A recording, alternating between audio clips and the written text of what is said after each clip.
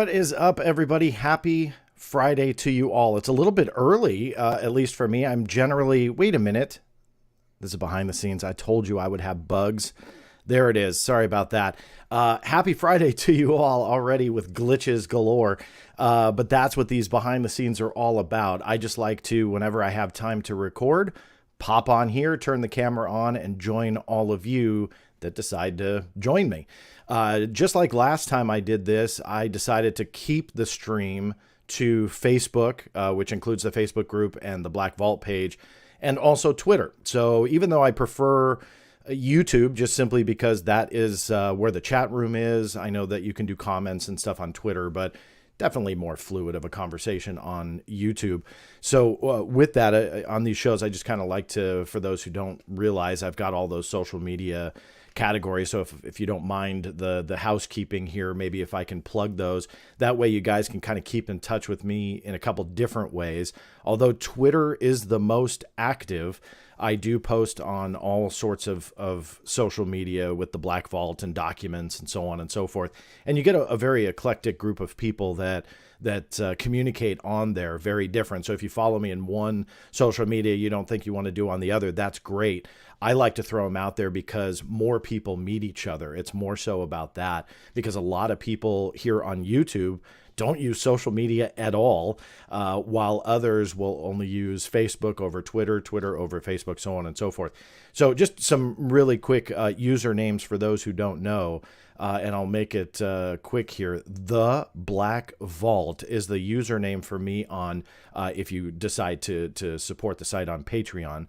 But Facebook, that will take you to the page on Facebook. There's also a Facebook group there as well that you can join. And Parler, that has been one that has kind of been growing again as well, social media wise. No, it was very controversial, when it first started a few years back. But that is something that's been revamped and pretty cool interface. So for those who were requesting that I join there, I did. Again, you'll find that under the username The Black Vault. Twitter, most of you know that. BlackVaultCom is the handle. And on YouTube, if you are watching this, I'll probably drop the behind the scenes on an audio format. If I don't, then you're already here anyway, but it's Black Vault Originals is the channel name. Sid Vitch, I believe I've seen your name before. Thanks for that. Thanks for the earlier live. Norway is here. Thank you for joining me all the way from Norway, Sid. Very, very cool. Yeah, that's what's fun about doing the earlier shows, is obviously I get to see a lot more of my international audience in the live chat. And that's always fun for me, because to know that you guys are watching, guys and gals are watching all around the world, is always a big motivator for me. So thank you for that. Here's how the behind the scenes work if you're not familiar. I know I've done like 12 of these, but I get a lot of new people as the channel grows. These are very informal, with the more formal video segments peppered in. What I did originally was record the video segments and then drop them later in an edited version. But I thought, hey, it would be fun to just turn the camera on and see who wants to join. And it kind of caught on. Some of these shows are more popular now than the cut segments. And again, those more, I would say, structured and professional, I use loosely, but those more structured and edited interviews. These are more just chatting, just all of us hanging out, whether it be a Friday morning here in California or wherever you may be. I'm not sure. Sid in the chat, let us know what time it is over in Norway. I know I can Google it easy enough, but I'm not on a web browser screen yet. So feel free to give us where you're at and what time of day it is. I see an Ireland there. Very, very cool. So we've got a couple. We've got Gerald from London. We've got Ireland in the house. We've got Miami in the house. Very, very cool. Hopefully, forgive me, I don't know all the cities that were ravaged by that hurricane, but everybody I know got hit in some way over there. So I hope you're doing okay in Florida. Here's another one, Chris, from the UK. Very, very cool. Here's another one from Cork, Ireland. Wow, you guys really are all over the place. Keep up the good work. Hi from Romania. Dan, thank you for that. That's awesome. Here's one from Germany. Thomas, welcome. I really appreciate it. Holy mackerel. Shardul, if I have that pronounced correctly, I apologize if I don't. Hello from India. Here's another one from the Netherlands. Spain. Wow, you guys are all over. Let's represent Canada in here with Eduardo. Finland. I'm having a lot of fun looking at all this. Let's represent the U.S. as well. Virginia, Maryland, another Simon from the U.K. Simon, I'm assuming the same Simon Fly on Twitter. Cracks me up periodically. Wisconsin, New York, Hawaii. My goodness, you guys are all over the place. Denmark, Philly, more Ireland here. Texas. Why the sad face on Denver? I like Denver. Yeah, wow. Very, very cool. You guys are all over the place. I'm skipping a lot here for no other reason other than I've got a guest coming in and I want to get a segment cut. Kathmandu, Portugal. Oh, here's one that I know is accurate. Mars. Very cool that you're joining us all the way from the Red Planet. Narnia also in the house. All right, so you guys are definitely all over, legendary, cosmic, and otherwise. All right, so back to yes, special guest alien girl. I decided to do an interview and thought, hey, I'll wrap a behind the scenes show around it. So let's see when he shows up. If he doesn't, I don't want to put him on the spot just in case he can't.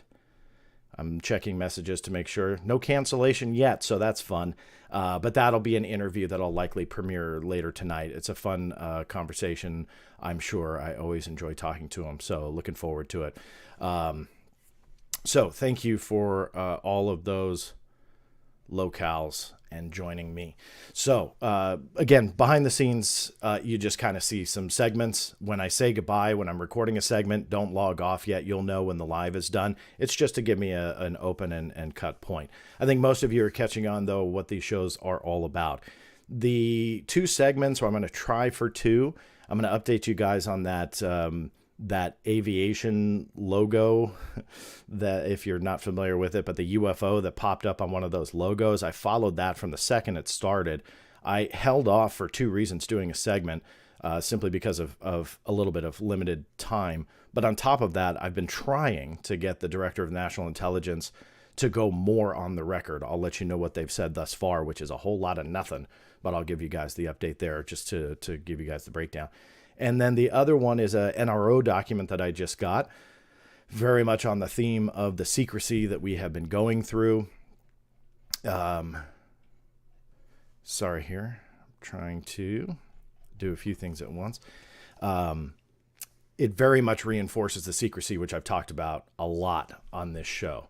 So before I record, what I'm going to do is I forgot to give the guest the URL to log in. So hold on a sec. Told you these behind the scenes are pretty raw.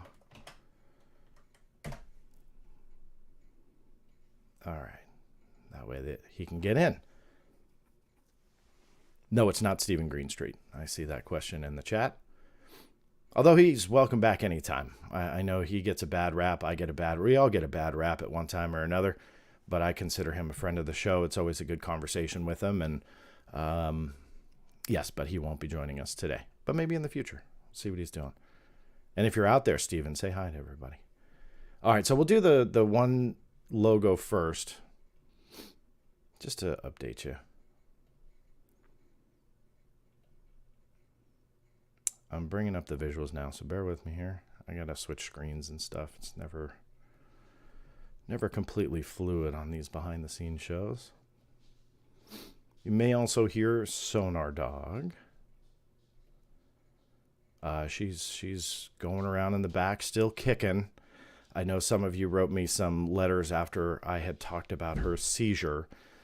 She did have a seizure. We're not sure what that means. The vet thinks it may be a brain tumor. She hasn't had one since, and she's back being okay. But sadly, you know, the Rainbow Bridge may be coming to cross soon, and we're not too thrilled about that. But she's doing good. She's not in pain, but they do think it might be a brain tumor. So never cool. It's the hardest lesson my kids are going to learn on that. It's going to be horrible. Okay, so bear with me. Not to repeat myself, when I say goodbye, don't go anywhere. The guest, should he come, would be 11 o'clock. So 11 o'clock Pacific, that is. So I will... oh, you guys are all guessing. It's not a big surprise. I just don't want to put him on the spot in case he can't come or something happens. But anyway, I see all the guesses of who it's going to be. But it's not a big secret. I'm sorry if it was coming off that way. I just didn't want to say, yes, so-and-so is coming. And then let's say something came up and he didn't join us. That everybody writes him and says, oh, well, what happened? And gives him a hard time. That was the only reason. All right, so hold on.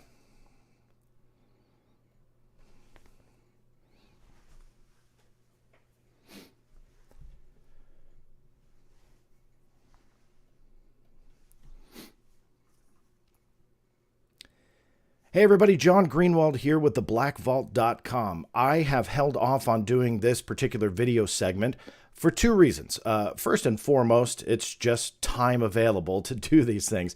But also on top of that, I have tried for the life of me to get the Office of the Director of National Intelligence to comment on this logo. You've likely heard about it if you use social media, or it even got some headlines here of some exposure on how this seal ended up on a government website, a military website, and everybody kind of flipped out about it.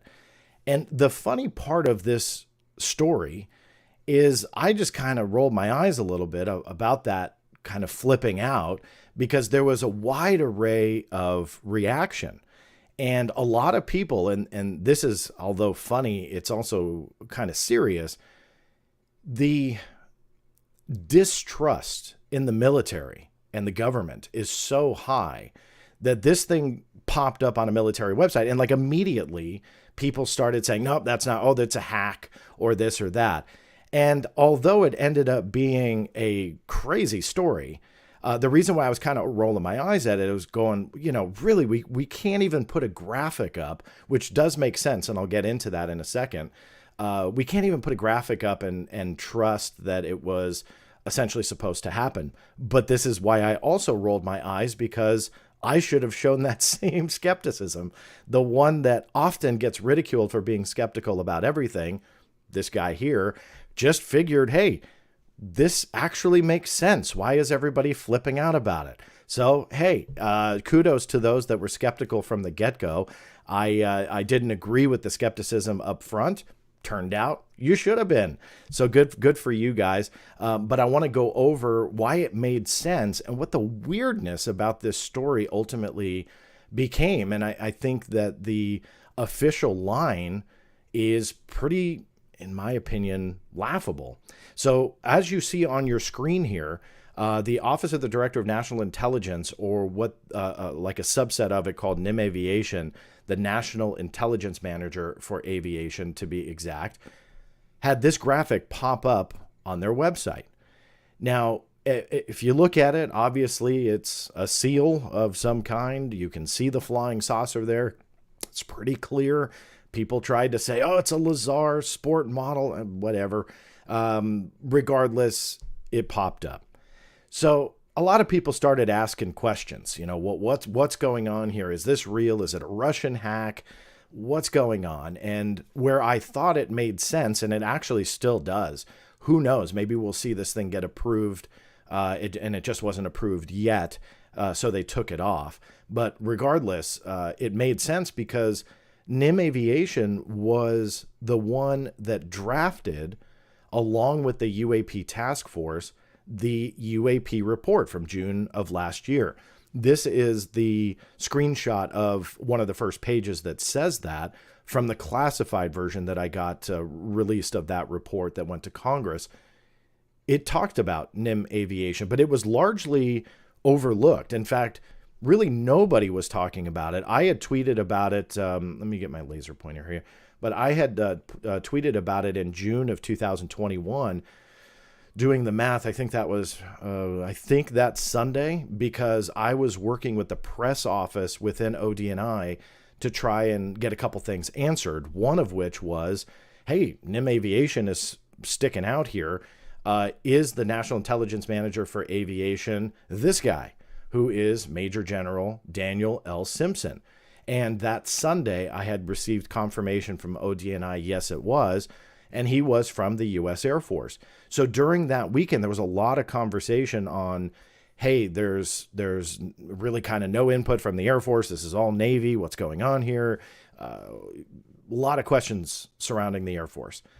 But what people weren't realizing was the one of two entities that drafted that report was a major general from the United States Air Force.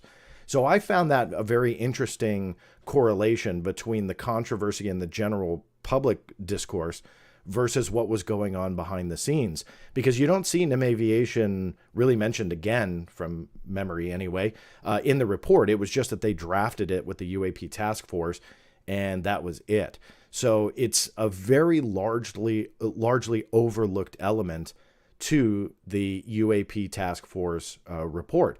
So when that logo popped up, a lot of times in those seals, it's very symbolic. Sometimes you scratch your head and go, what the hell does that mean?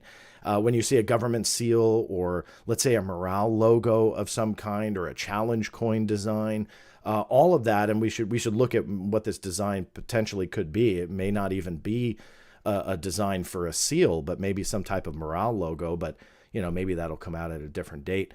But regardless, when you look at the symbolism, I should say, and you look at these different seals for different agencies, it totally made sense to have, and let me go back to it, this UFO on there as kind of an homage to that contribution to the UAP task force report.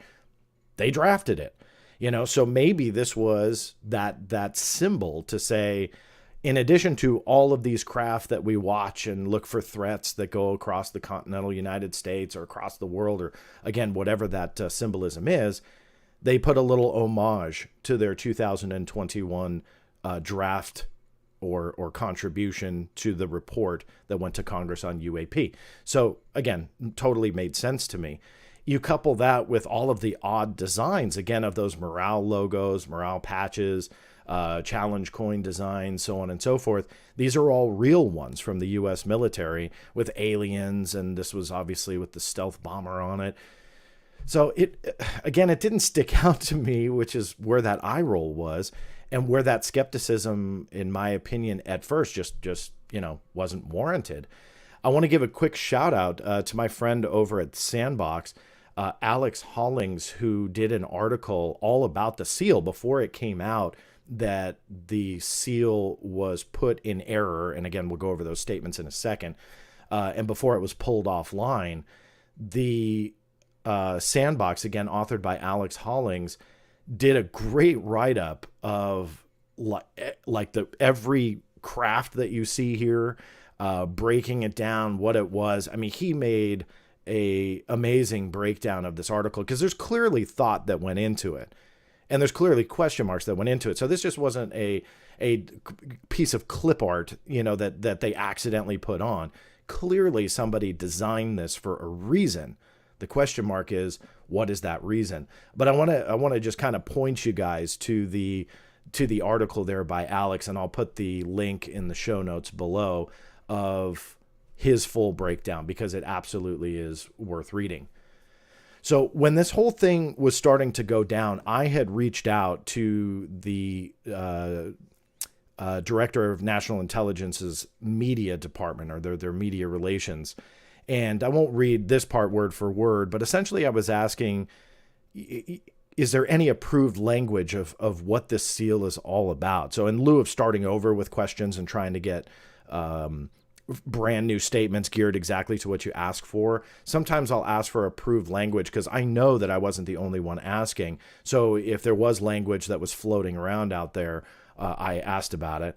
Is there a breakdown of all symbology or symbolism used on the seal, not just the UFO? The reason for that is if you actually look at other government seals, logos, and so on, they generally, in most cases, will have documents. They're not classified, but they'll have breakdowns of why they made the seal the way that they did. And they really break down every little element in the graphic. It really is fascinating. So I asked about that. And then noting the change, that they had pulled the graphic off and then things were really awry on the website.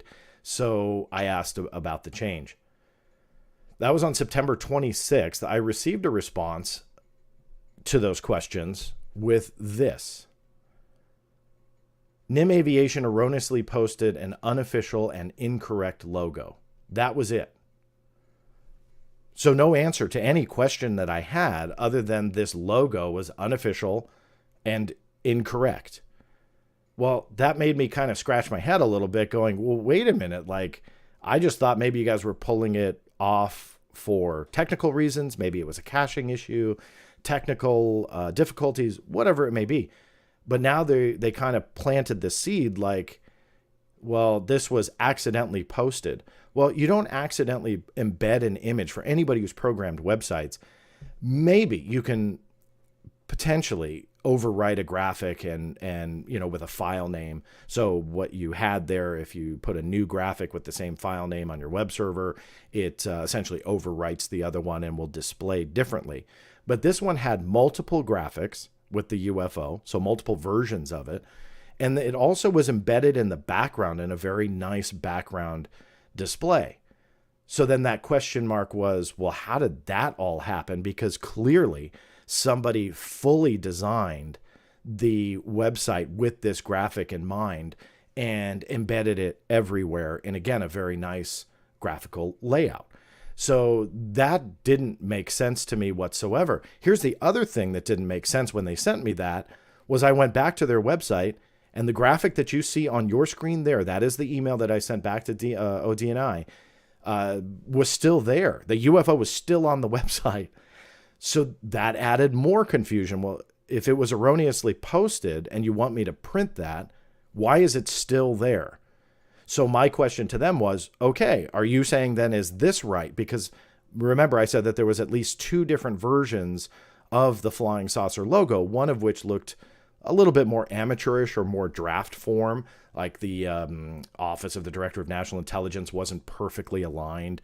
I think one side was kind of offset to the other. So it looked like more of a draft mock-up that may have put on. So I thought, oh, so they're noting that that was a mistake, but this is the real one because it was still there. Well, I had to follow up because I didn't receive any response, but I got read receipts, so I know that they got it.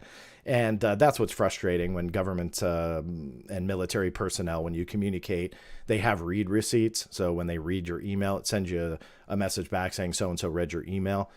I always had that turned on just because I want to know if somebody reads my email or not. And sure enough, they had it turned on. I get the read receipt, no response. So I followed up again. And the only thing I was able to get was this link will provide you with the official logo for NIM Aviation. So yet again, no answer to any question, no addressing this wild story. Because in my opinion, when you erroneously post something to a military website, that's a big deal. It's not like me with the Black Vault and I screw something up, which happens all the time. That's not really, important, because it's not the military or an official U.S. government site. When you do this and it creates such a firestorm because now you have a UFO flying saucer in your logo, you'd think you'd want to address that. And I have followed up a couple of times. This link goes right back to the website. This is how it appears now. So the UFO used to be here, but is now gone. Major General Daniel Simpson is still there. We already talked to him. And it's cut off here, but the UFO logo appeared here, but it was overridden again by this same logo here for the National Aviation Intelligence Integration Office. You may ask yourself, what's that? As far as I know, that is the old name for NIM Aviation now. I don't know the full hierarchy, but it's kind of irrelevant to this story. But that's what this seal is all about. So it's all reverted back. You can see the background is reverted back to the old seal. The UFO is gone. So the big question mark going back to this is what in the world happened? Because this was a very, I would say, acceptable story. The homage to their contribution to the UAP report. It goes into detail of what their mission is. I'm sure all of this internally to whomever created it all had some kind of meaning. They should have just left it. But instead, they made more of a to-do out of it and more of a controversy, which got even more exposure. I think Popular Mechanics had done a story on it and a couple other places.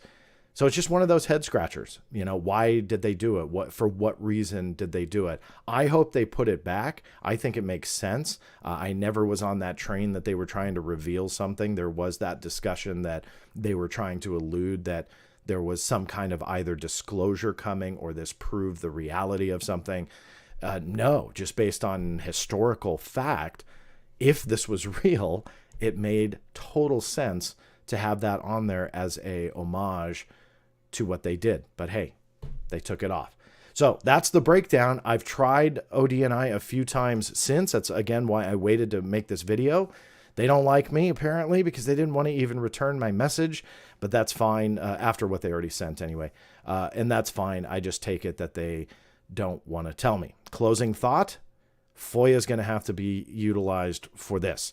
So I've already filed 2 separate cases, one of which when this all went down was for the change, but then I waited about a week for stuff to happen behind the scenes because it was taken down.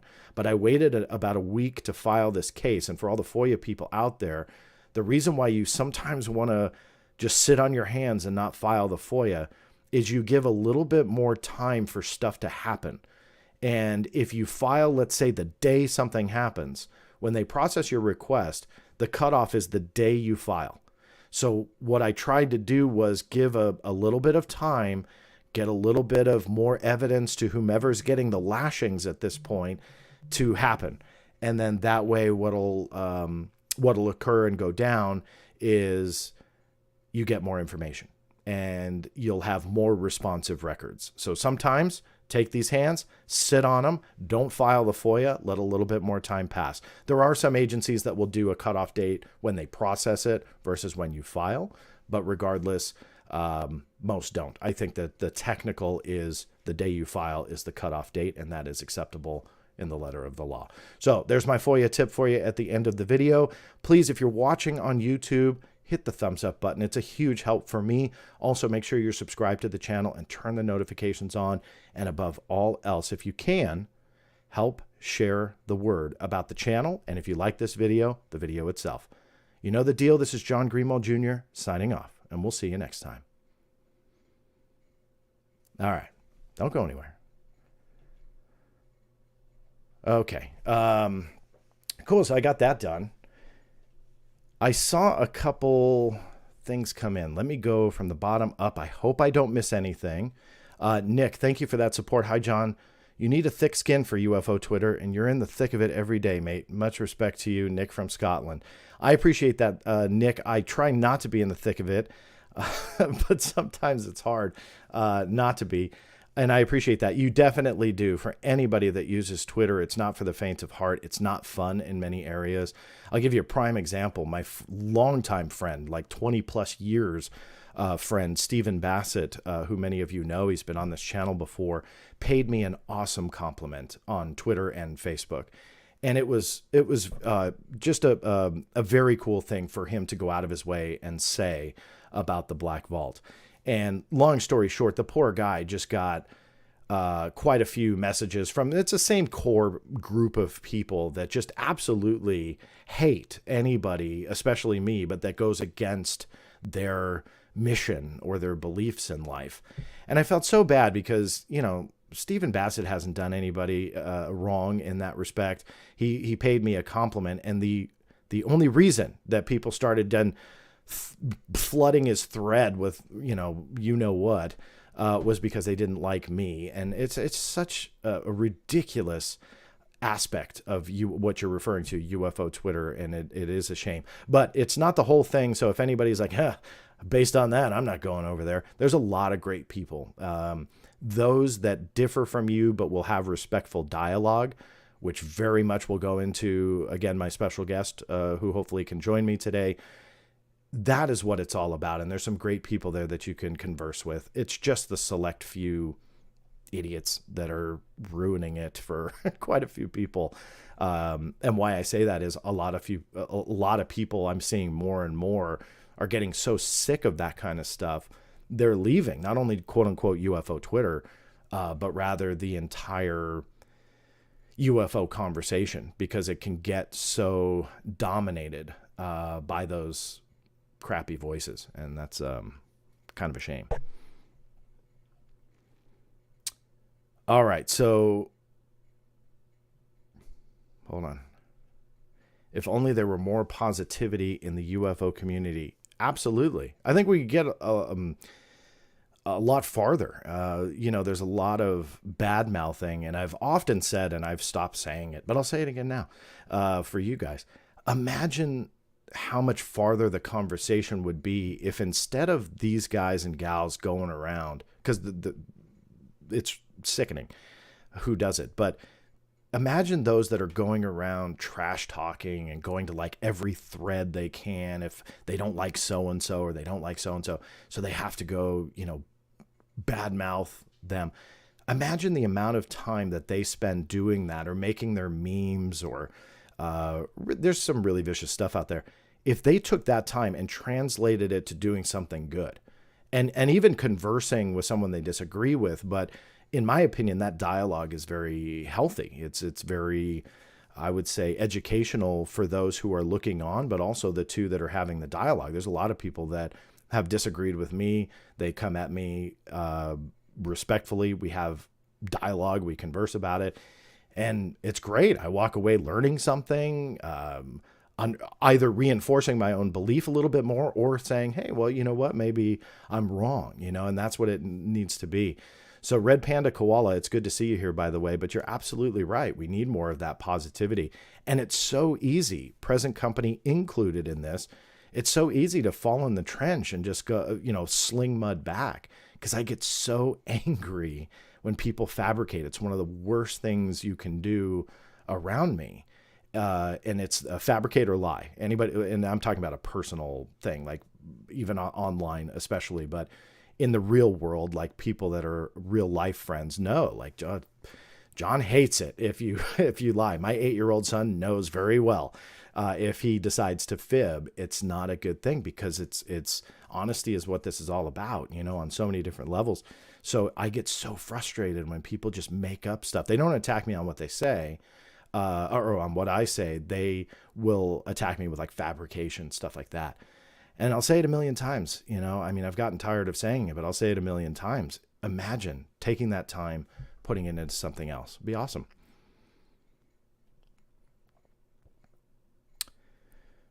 Jazz Shaw, one of my favorite people who comes into the chat room and on my channel. I've had people I'd never heard of unfollow me after sending a tweet about talking to John. Well, that really makes me feel sad, Jazz, here on a Friday. I'm a little depressed. But that's it. That's how personal people make it, and it's so silly. I don't understand that. If you guys can, by the way, if you're interested in asking a question, I think what I'll do is, maybe if there are questions, try and answer them for the next 15 minutes or so, and then hopefully we'll do one of my interview shows here, compressed into a behind the scenes. So put a question in all caps if you can. And I have to, forgive me, my wife is texting. I'm going to tell her I'm live on the air. She's going to be probably out of work by now from the hospital. So forgive me for texting. I just want to make sure my kids are okay.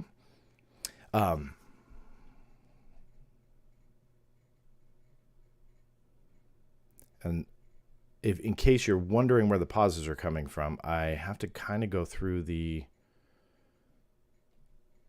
questions just to read them. I don't have a moderator, so I do have chat moderators, but when it comes to questions, I have to read them myself. I'm guessing, Sid, you're talking about that bottle there. People have called it out before. That is a 12-year-old Scotch Glenlivet. It's a double oak. It's one of my favorite Scotches. For those who don't know, if I am going to have a Cocktail. Depends on the mood I'm in, but if I'm just into that, it's Friday. Let's take a deep breath, unwind from the week. UFO Twitter drove me nuts. You have a glass of scotch. That's what that is. Vodka, I've been known to drink periodically. Definitely not straight, more mixed. So there you go on that one. Yeah, I want to pull that back in. Should be noted there are rude people on both sides. No disagreement there.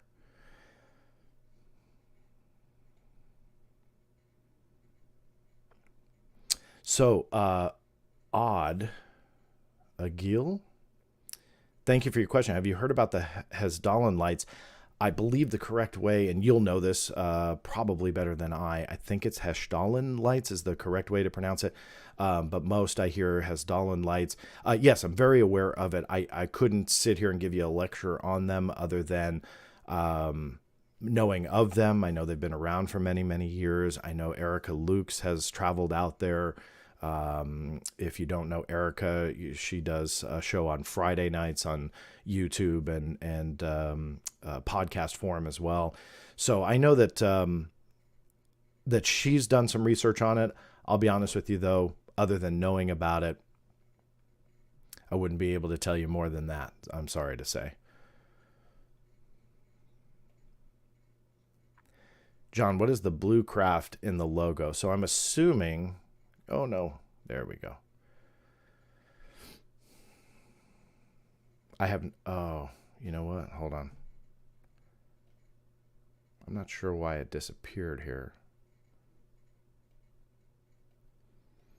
I'll just bring it up to answer your question. Nope. Hold on.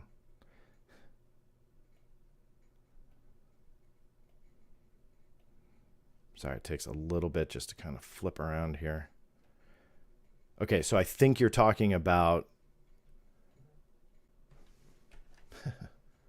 this here. It's live. You'll have to forgive me. And Friday. I haven't even touched the scotch yet, guys. This, I'm guessing you're talking about this Plan B. It's a question mark. I know Alex Hollings broke it down. I don't recall just off the top of my head what he broke down about that, so forgive me there. If you're watching live, I don't have the link yet, but I will update it so you can see Alex Hollings' breakdown. Off the top of my head, I mean, I believe that this more represented the hypersonic technology, obviously, far above and beyond any other craft here, like the unmanned aerial vehicles, the drones, the jet aircraft, or the bombers. And that's what I think it is.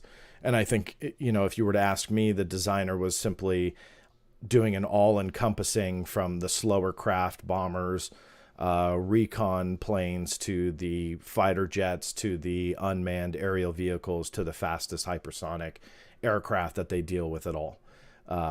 That's just kind of a very nutshell version of what I would consider the explanation there. Let me back up here. So hopefully that answered your question there. I've got 10 minutes, so let me pull in some of these. What is the one agency you get denied the most for FOIA requests? Joe, that's a great question. It's just going to be hard to answer because, in my opinion, it's going to rely heavily on the agency that you're going to and the topic that you're pursuing. So there are some agencies that will be a little bit more open about certain topics, while others are very much clamped down, and vice versa. So I wouldn't say that there was one agency that I can name to you that gives more denials than another, because it's just kind of a hard stat to bring up. What I can say are there are some FOIA offices that are very much more problematic than others. I hate putting them on blast, but if you were to ask me, I would say the IRS in the last, I would say 5 years has been very difficult. And as a result, I've thought a lot about this. As a result, I file a lot less to them. Obviously, we're talking about UAP and UFOs here, but that's actually a small percentage of what I do. Most people never believe me when I say that, but most of what I file is actually not UFO related. I do a lot of other requests and MDRs and sifting around government emails and documents and memos and stuff like that on all sorts of topics going back 50, 60, 70 years all the way to present day stuff. So the IRS gets into that mix as well. And I get frustrated at myself because at a question like this, I go, yeah, IRS is so problematic. And then I think, well, I haven't filed to them in a long time. And then I smack myself going, well, that's why, because they're so problematic. That's what they want. You know, they want you to get so frustrated that you don't file. So I always encourage people, don't get frustrated. But sometimes it's hard to follow your own advice. The CIA has been fairly problematic. I would definitely lean towards more problematic than helpful. Some of these agencies, they don't want to talk to you when it comes to phone calls. CIA is kind of one of them. I remember I had an issue with a mind control related case, but it was not MK Ultra. It was stemming off of my MK Ultra requests, but had discovered that there were other records on what they called behavioral modification. And it took an insane amount of time to get all of this kind of sorted out. I finally got the documents. They're on the Black Vault if you're not aware. But in that process, I wasn't even able to get the name of the person I was talking to, which is not standard for FOIA offices. So when I would return a phone call, I had no idea who to ask for. So they would need my case number, and they would look up the case, and then they would give it to the action officer or the FOIA officer, same thing, and then they would call me back. And it's like, well, can you just tell me if it's Tom or Richard or Harry or what? And then that way I can talk to them, but they won't do it. And it's ridiculous, the way that they handled it. So that has been a very frustrating agency. But on the other end, that there's very... I would say much better experiences. I would even give a shout out to the Office of the Secretary of Defense and Joint Chiefs of Staff, OSD/JS. And although I have problems with the way they process the requests in some cases, and that's going to be true no matter what, we'll call it customer service is awesome. I want to be careful here. I don't want to name names for a couple different reasons, but there is one in particular that has been so incredibly helpful that I wish that there was like a FOIA award ceremony, that I'd love to nominate this person, simply because there is that desire to help. I don't always get the outcome, but at least I know this person's name, and at least I can call them and they'll return my call. That, I think, is something that I can appreciate. So anyway, just to name a few, Joe, thank you for the question. You have any ufologist that is credible in your eyes? That is a great question. I question everyone, and I urge others to do the same. So I generally don't vouch for anybody. But there are definitely those that I respect in their work and their approach. The late Stanton Friedman, who was my dear friend for decades, who obviously passed away a few years back, was very credible in his approach. Now, there's a difference between being credible in your approach and having maybe a conclusion that I might disagree with. So I want to differentiate that. But his approach was so admirable to me. And again, he knew this side of me too, that we didn't always agree on the final bottom line conclusion, but rather the trek to get the evidence to get to a bottom line conclusion was something that I highly respected. Chris Rutkowski, who I had on the program not long ago, is someone who I highly respect for very much similar reasons. Somebody who wants the data, wants the information, wants the documents, wants the information, doesn't want to sit here and preach to you or be preached to, but rather let's get that information and formulate some type of response. So there's a couple names for you. I always, again, never really like naming names because I don't want it to be misconstrued as an endorsement, but rather somebody who I really feel the approach is worth mentioning. So hopefully that answered your question there. Jazz, as I always say, one of my favorite people, what's the wing velocity of a laden sparrow? Jazz, I'm going to have to get back to you on that. But excellent question. One I will write down for myself here when I get a chance and get back to you on the laden sparrow. Excellent question, though, Jazz. Falk Koshner, thank you so much for that support of the channel. Truly appreciate that. Aaron Desario, another one of my faves, African or European Jazz? Oh, you guys are too much. All right, I'm going to see how this goes because I'm catching up to some of these messages. I'm obviously behind. The Dolphin King is here from Christian Thompson. That is absolutely right. Jazz Shaw with his dolphin fascination. Maybe a dolphin should have been in that logo, Jazz, for Nime.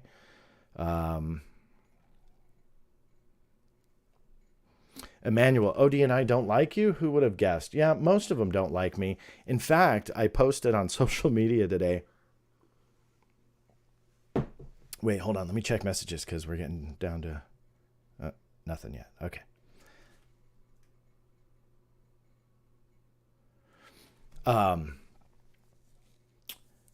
Forgive the kind of checking a couple different things here. We're still behind the scenes, so it's totally informal.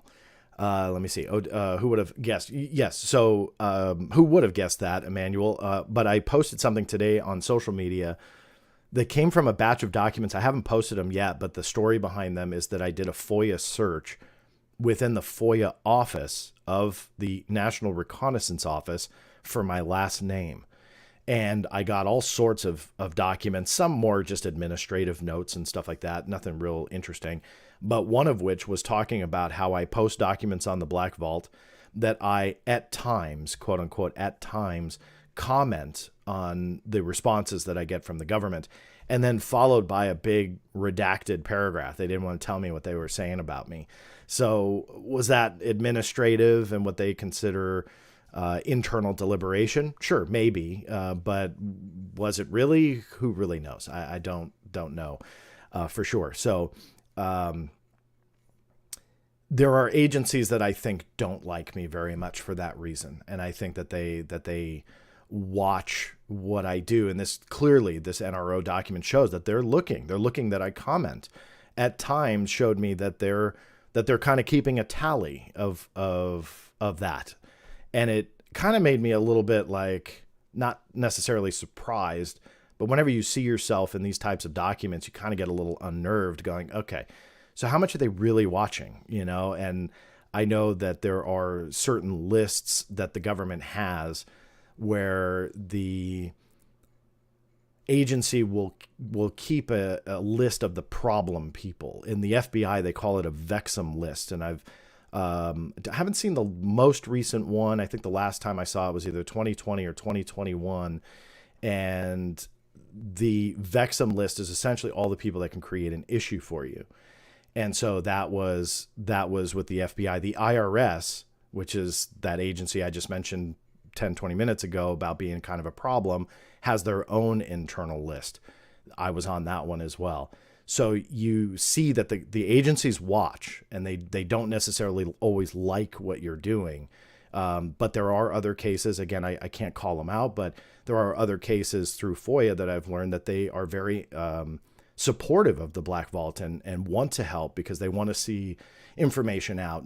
Again, not always about UAP or UFOs, but rather they're just supportive of that archiving. So kind of fun to see the very eclectic views of the government agencies. So I know that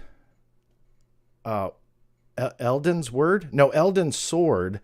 Eldon, thank you so much for that support. Very, very cool. It's great to see you here. Hopefully you're still here. I know I'm a little behind on some of these messages, but thank you so much for that support. Let me just get caught up real quick here. I've got a guest. So hopefully, Alejandro Rojas. Everybody's been thinking that I was keeping this big secret on who my guest was. And I just wanted to, out of respect, if you said, John, sorry, man, I can't do it. I didn't want anybody to go after you going, hey, man, you didn't show up. What's going on? No, you're not supposed to be saying any of this. You're supposed to pretend like this is a big reveal. Like, oh my God, it's all and wait, I got to get a countdown going for the big reveal of who the mystery guest is. But I was alluding to it. I don't know in the chat because the chat's been pretty busy, and we've got about 260 people watching through a couple social. Oh yeah, there they are. Yeah, so there's all sorts of kind of fun stuff.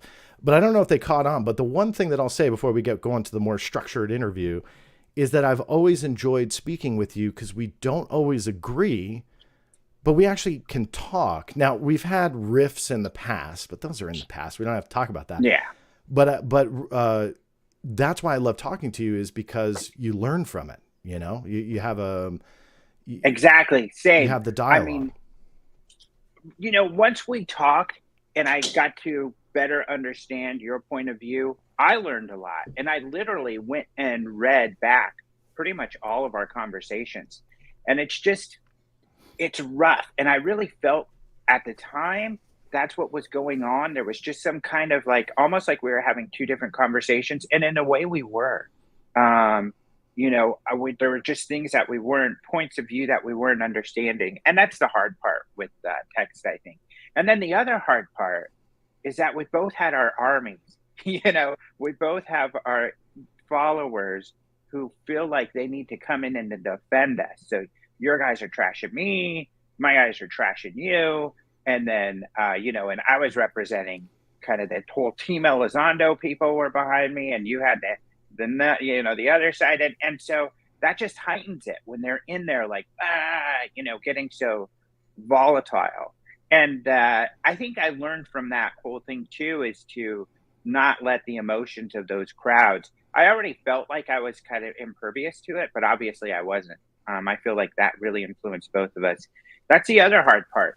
And I think that UFO Twitter has gotten so toxic that the majority of the people talking are trolls, and everybody else either is quietly watching or not in there at all anymore. They leave. I mean, you see people almost daily like, this is just too much. You guys are like just at each other's throats. I'm out of here. Yeah, and that's what's also very, I would say, frustrating. And instead of doing structured, I'm just going to cut the interview like this. So hopefully you don't mind. We'll just continue talking. You cool with that? All right. Definitely. What's frustrating is seeing that fall off of people that and I don't want to name names, and we don't have to, but that had such a great view, came onto the scene, you know, kind of new, which was great. We need that. And then fast forward a year, in some cases, or 2 years, and they're like, I'm out. This is done. I'm out of this. I hate it. And it's so frustrating to see them just kind of what we'll call rage quit, you know, for any gamers out there. But rightfully so. Like, I think that they just get attacked because their views aren't the same, or they feel used, or they feel like they're being lied to, and then they just go away. And I don't like the whole psyop. You know me. I don't like that whole psyop, their disinformation to sow this doubt and create these issues. I'm not on that bandwagon. But in the same respect, you can't help but think like, okay, is there some kind of part of this to disrupt that conversation? Because we're losing good people. Like, I'm in it for the long haul. You know, it'll be etched in my tombstone that I'm did the Black Vault till the day he died. You know, like, I'm not going anywhere. But I think we're losing good people. Do you feel that? Is that, I don't want to say part of a master plan? No, I agree with you. But I don't know about part of a master plan, and I get your point. And no, I know exactly what you're saying.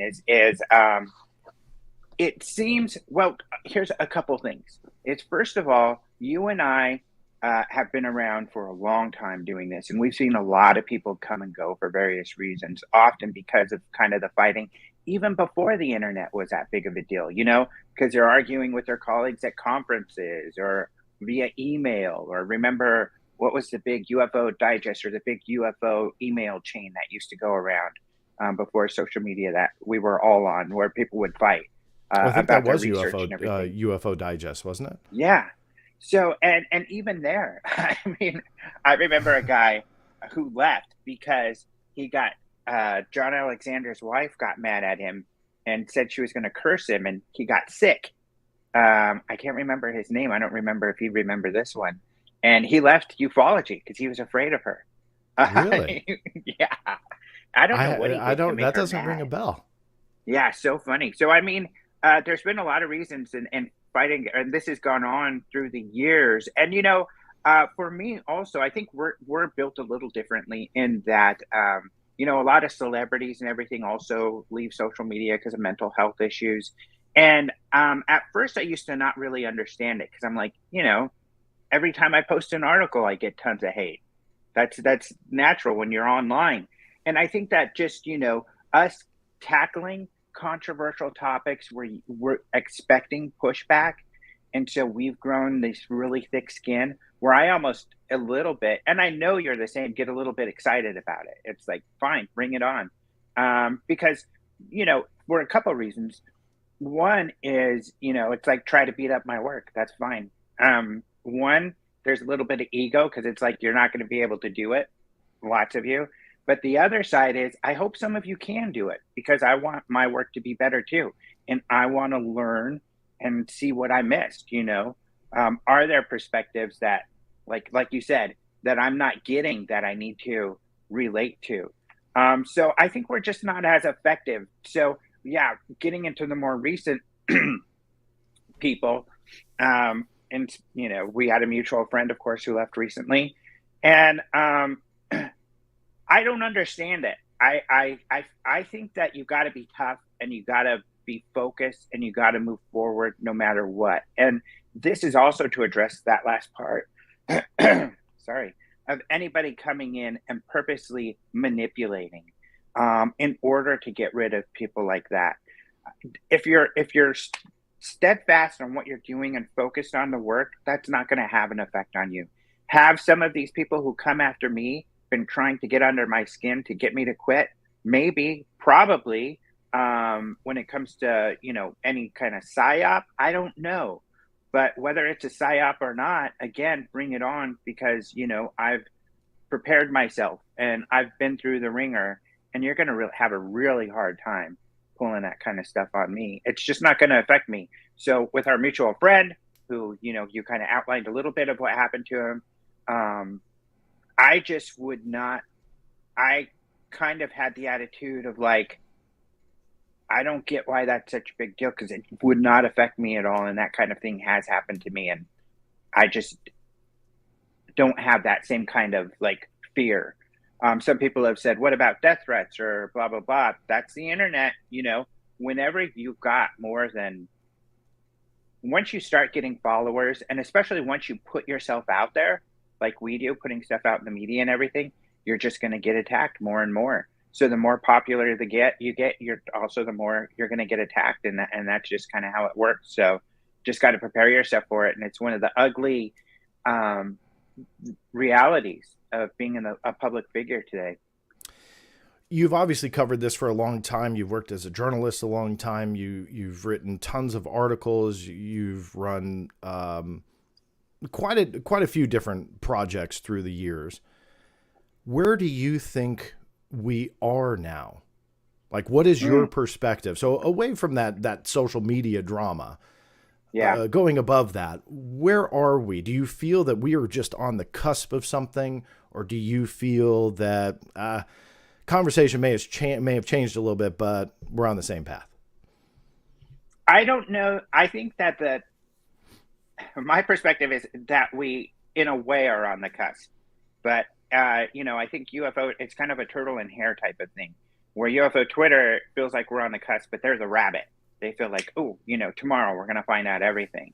I'm like the turtle where it's like, we're on the cusp, but that means maybe in the next decade, we'll have some, or in the next 5 years, we'll have some big revelations, that it's going to take much longer. But that's better than before. Like 5 years ago, I would have said it's going to take much longer for that sort of revelation. So it's just a slow move.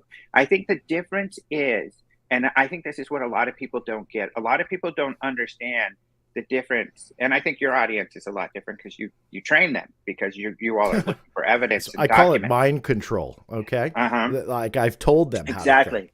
And you're very good at controlling your people. Talk about minds. a conspiracy. I'm in on it. You're your cult. You've developed a great cult where you're leading. No, I'm kidding. But the point being that, they're looking for evidence. You're looking for documents, and you're a stickler to that. And that's one of the things that you and I argue about. I am more on the science end, but either way, I think we'll both agree. What we've had a lot prior to the last 5 years is a lot of speculation going on. A lot of the research was speculation. And then you have groups like the SCU, Scientific Coalition for UAP Studies, which I'm a board member of. That's why I love to plug them. But doing some science and coming out with some papers, like at first was Aguadilla, then doing the Nimitz thing. But those take a long time, a couple years each. So that kind of work, which is real, I think, research and putting some moving the needle, just takes a very long time. The good thing that we have now is more resources, more people. There are a lot more scientists getting involved, NASA getting involved, money coming towards all of these efforts. The good thing about, I don't have a lot of hopes for us necessarily hearing a lot from the Pentagon. I mean, they've told you, and I quote this thing, what Susan Goff told you many times when she told you like a couple of years ago regarding the UAP task force at that time, that they have no intention of sharing anything that they find or cases that they're looking into, that all that work is classified. And they're in a tough spot. So I think the information is going to come from citizen science, from more transparent science that's going to get done. That may be disappointing to a lot of people because that takes a lot of time, but that's what it's going to take. Of course, you and I have talked at length about the Wilson document, but best case scenario, let's say that the Wilson document's real, all of that happened. You've got, the word of one admiral, and you still have to crack open that egg. You still have to go in there. Somebody has to, and say, hey, is what he said true? And they could easily say no. We never had that conversation, just like he's saying, which I believe him actually. But and then it's over. So everybody thinks that somehow that's some kind of smoking gun. It's not at all. It's nothing. It's practically nothing. You still need the receipts. You always got to bring the receipt. The Wilson document is not a receipt. It's hearsay. It's speculation. The time for hearsay and speculation is done. Get over the hearsay and speculation, because that's what we've been doing for decades. That's gotten us nowhere. We need to start doing the tough work. Let me jump in because I want to potentially revisit it. Depends on, we have always so much to talk about. But I want to stick with the science for a second because you mentioned SCU. So I want you to give a little bit of a background to SCU, but it may be a good time to ask this question. Christopher Bales. Christopher, first off, thank you for the support of the channel.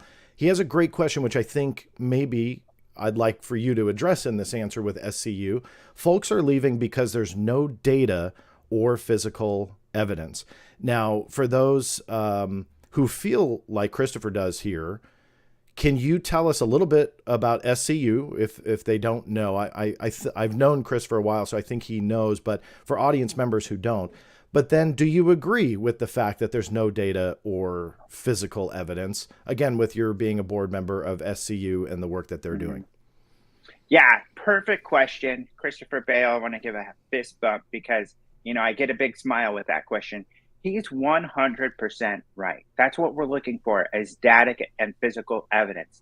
I wouldn't say there's no data or physical evidence there, but there is a limited amount, that's for sure. However, there's so much of this speculation and talk about hearsay and everything that's 99% of what you'll find out there. So finding the data and the physical evidence is like a needle in the haystack, even if you're just looking for articles or something like that. The reason I'm smiling so big is because that's exactly what one of the things that I'm working on with my new job at Enigma Labs. Essentially, we're a software company. We are a tech company. We're building an app and a website with data when it comes to the physical evidence side, and we'll get more into that, I'm sure. But when it comes to the physical evidence side, we're also, posting today, hopefully that's our goal, about, more than 100 articles that I've had some freelance journalists write that are mostly familiar with this topic, but either way, great researchers who are writing unbiased, comprehensive, kind of like a UAP Wikipedia. but more comprehensive, and I think more unbiased than anything out there. So, because I really feel a lot of those Wikipedia entries get taken over by the skeptics and debunkers. So I'm really excited about that, because you'll be able to look through those articles and see what kind of physical evidence there is out there. So, for instance, Japan of France, they've got about 5 or 6 cases where there's physical evidence. Most of the physical evidence, though, is electromagnetic effects on objects. So, which is limited in what you can do with that. The other physical evidence that exists, that people claim, and at SCU we have a paper on this, the Ubatuba metal. I personally feel that the analysis, well, it came down to that on the other side of the planet where that alleged, material was found, they had developed that material. They were working with the same type of aluminum. So if that aluminum existed on this planet, I don't think that's very strong physical evidence. But at least, an analysis on the alleged physical evidence that's out there, and you could read that analysis and make up your own mind. I think that Jacques Vallée and some of the former Bigelow ASAP guys are more excited about that Ubatuba material than I am, but given our analysis. But there is a little bit out there. But I agree with Christopher 1,000% that the focus on data and physical evidence is where it needs to be. And when it comes to the data part, and this is how you can understand what Galileo especially is doing, is that they feel similarly, and they're like, now we need to gather data. The data that has been gathered thus far has little to no scientific value. So they are determining, how do we gather data that is more valuable scientifically? In the documentary Terror in the Sky, we saw UAPX doing exactly that, where they were collecting a ton of different devices to collect a lot of different emissions from a potential UAP, so that when a UAP situation happens, they can record things like frequencies, lights, IR light, including, a wider spectrum of light than a normal camera would have, radiation, all of these type of things, cosmic something or rathers that I don't even understand, that Kevin Knuth and Matthew Zydegas were collecting. So that's what you have to do, is collect data. And that's the key. Unfortunately, I don't think they really ran across any UAP incidents, but they're still searching, because when you gather a ton of data, that means there's even more data to go through. But, look, if they had caught a genuinely mysterious phenomena, then they would have had tons of data there. Let's say, they caught a UAP, some crap, like a Tic Tac flew by. They might have then been able to get different radiation readings, and then had an idea of what that technology is. So I think he's right. I think there is a lack of that. And I think he's right in that people looking for that information have a hard time doing that. But I think our website at Enigma Labs is going to help that. I think the website for SCU helps that. Otherwise, there's not a lot of resources out there. You're, the king when it comes to FOIA documents. So this is where you go for documents. And those are the few outlets that are out there. There's not a lot when you're looking for this kind of information. And I feel like you probably do, I feel, unfortunately, and I love the Bigelow and ASAP team and what they've done, but they haven't provided a lot of science or data either. They've only provided us with a lot of hearsay and speculation as well. So I think that I'm hopeful they'll come out with some more data if they've got it. But that just hasn't been an outlet for the scientific data that we're all looking for. Now with SCU, I know that the papers are available, right? So on the website, Correct. What's the website for SCU? ExploreSCU.org. So you can download the papers there. In a nutshell, because then I want to ask you about that Bigelow data as well, but the analyses that SCU has done thus far, from your vantage point, what do you feel those conclusions and papers have brought forward? Are we looking at solving these mysteries like Agua Dia and so on? Have they only helped support that there's something completely mysterious about this, or somewhere in the middle? Probably somewhere in the middle. I don't think, I think what they've done, especially if you look at the Agua Dia paper, and the Nimitz paper is they show that there was given, and they use witness testimony, which of course is not scientific data, but it is, well, that's arguable. Some people will argue that it is, but it's limited in use scientifically. But what it does, and actually in the way I'm framing it, the anecdotal information does hold a little more value in that it analyzes potential characteristics, and that's really important. So in other words, we're seeing these objects, we don't know what they are. They are moving in ways that we can't explain. The scientific community that have looked at both of those papers have largely agreed with the findings. And so it shows things that seem to be physical moving in ways that are that would generate huge amounts of energy. You can't move an object as quickly, even this mouse. If this mouse was to move at half the speed of light all of a sudden, that takes a huge amount of energy to make that mouse do that. Extraordinary amounts of energy. So those sorts of, but we're not seeing outputs of those sorts of energy. So for example, a jet, it's pushing, fuel backwards in order to move forward. And what is the result of that? What is it emitting? Heat is a big one. Photons, light. So those are things we can measure. And if we measured those, even if we didn't know, hey, there's a light in the sky, what the hell is that? If we, measure that, scientists can take the video and other telemetry and determine, oh, that's heat, caused the light, that's a rocket propulsion, to determine the type of propulsion that's going on. So these observations do help in that then we do have this going on where some of the theoretical physicists can say, given what we're seeing, here's what could be going on. Here's what we know of science. This is possible that could explain what's going on. And, so they speculate about things like the wormholes and how they might work or things like that, or, multiple dimensions. One theory is out there that they're popping in between dimensions.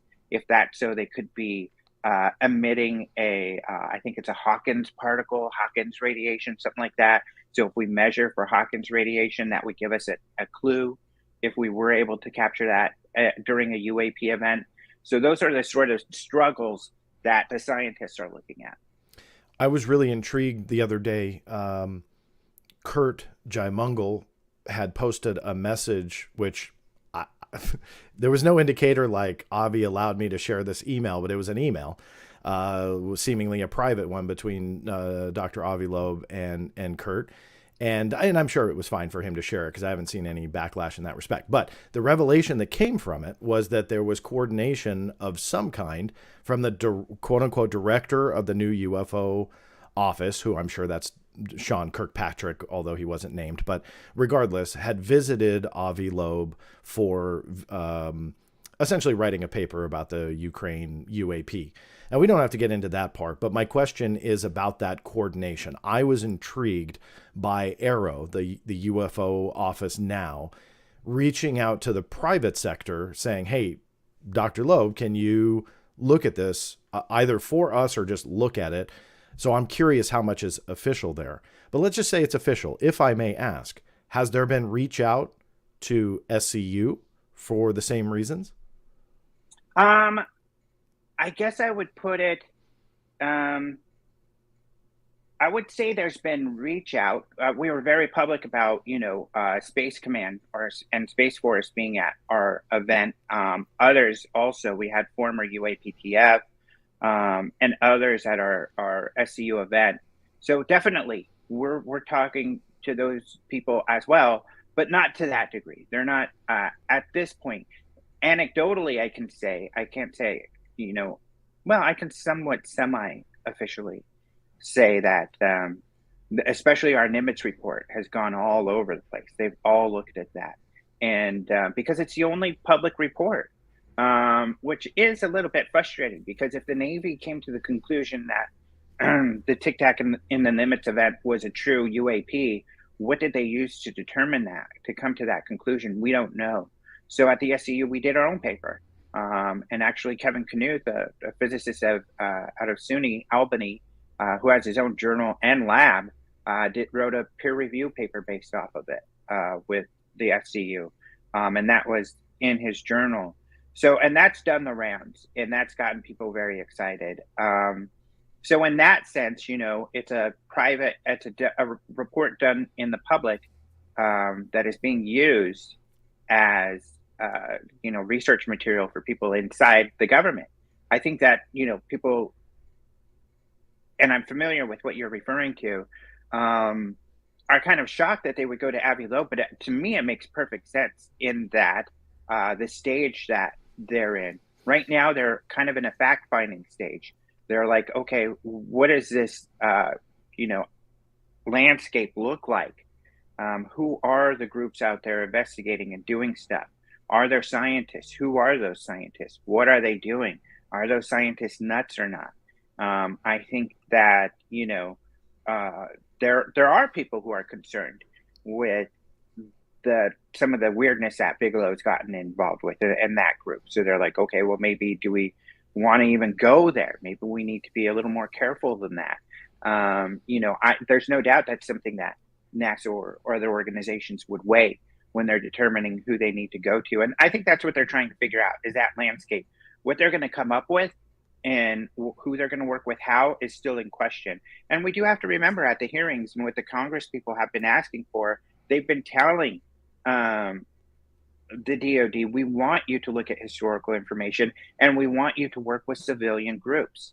Mm-hmm. So really they were tasked to do that, and that's what they're doing.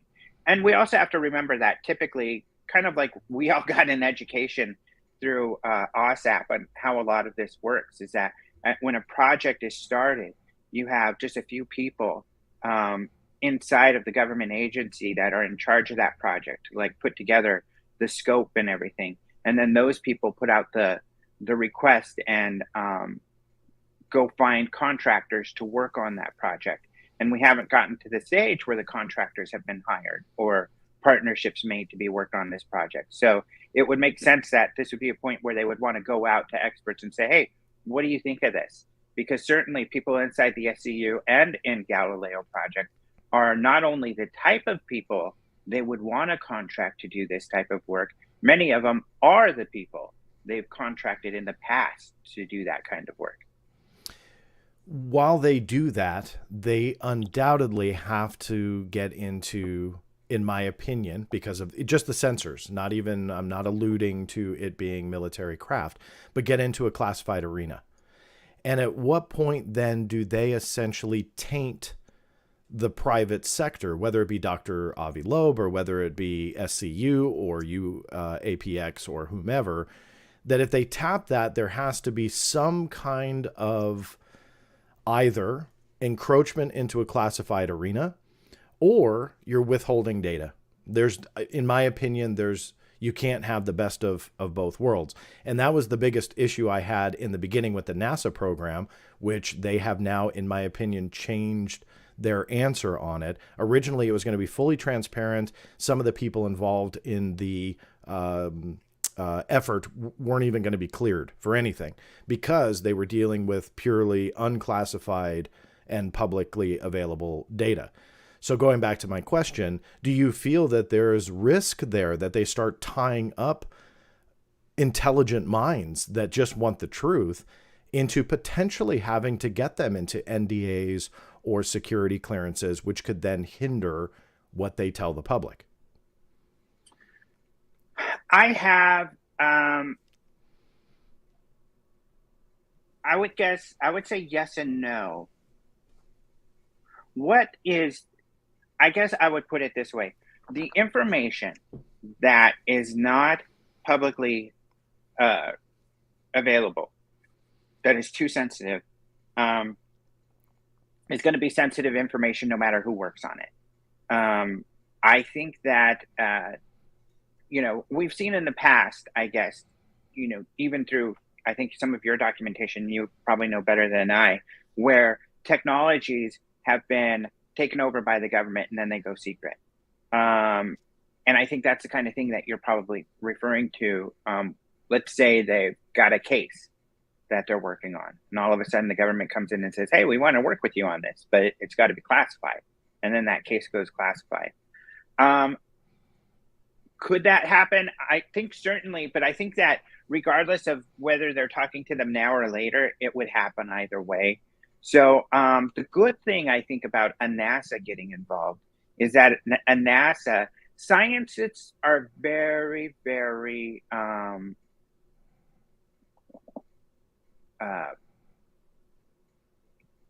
committed to transparency. They're hard-headed and they're stubborn. And so any organization like NASA or a scientific organization that gets involved that isn't as tied to, the classified world, I think is a positive thing and will always help because those people are going to be then in the inside and they're going to be able to guide them when it comes to public disclosure. And those are the type of people who are going to be more pro public disclosure. Scientists are always looking for ways, even you can ask scientists who work on classified projects, how do we move this work we're doing into the open, transparent world of science so that whatever they're working on can be further developed. You need a lot of heads when you're developing any technologies and it's really hard to do good science in a classified setting because the number of people you're working with is severely reduced. So I guess that would be the one looking for silver linings, because I think that's what we have to do when we're kind of powerless as to input on that kind of thing happening, is that the good thing is that, then we'll have more advocates for public disclosure in there to get more information out, because they're certainly being tasked with,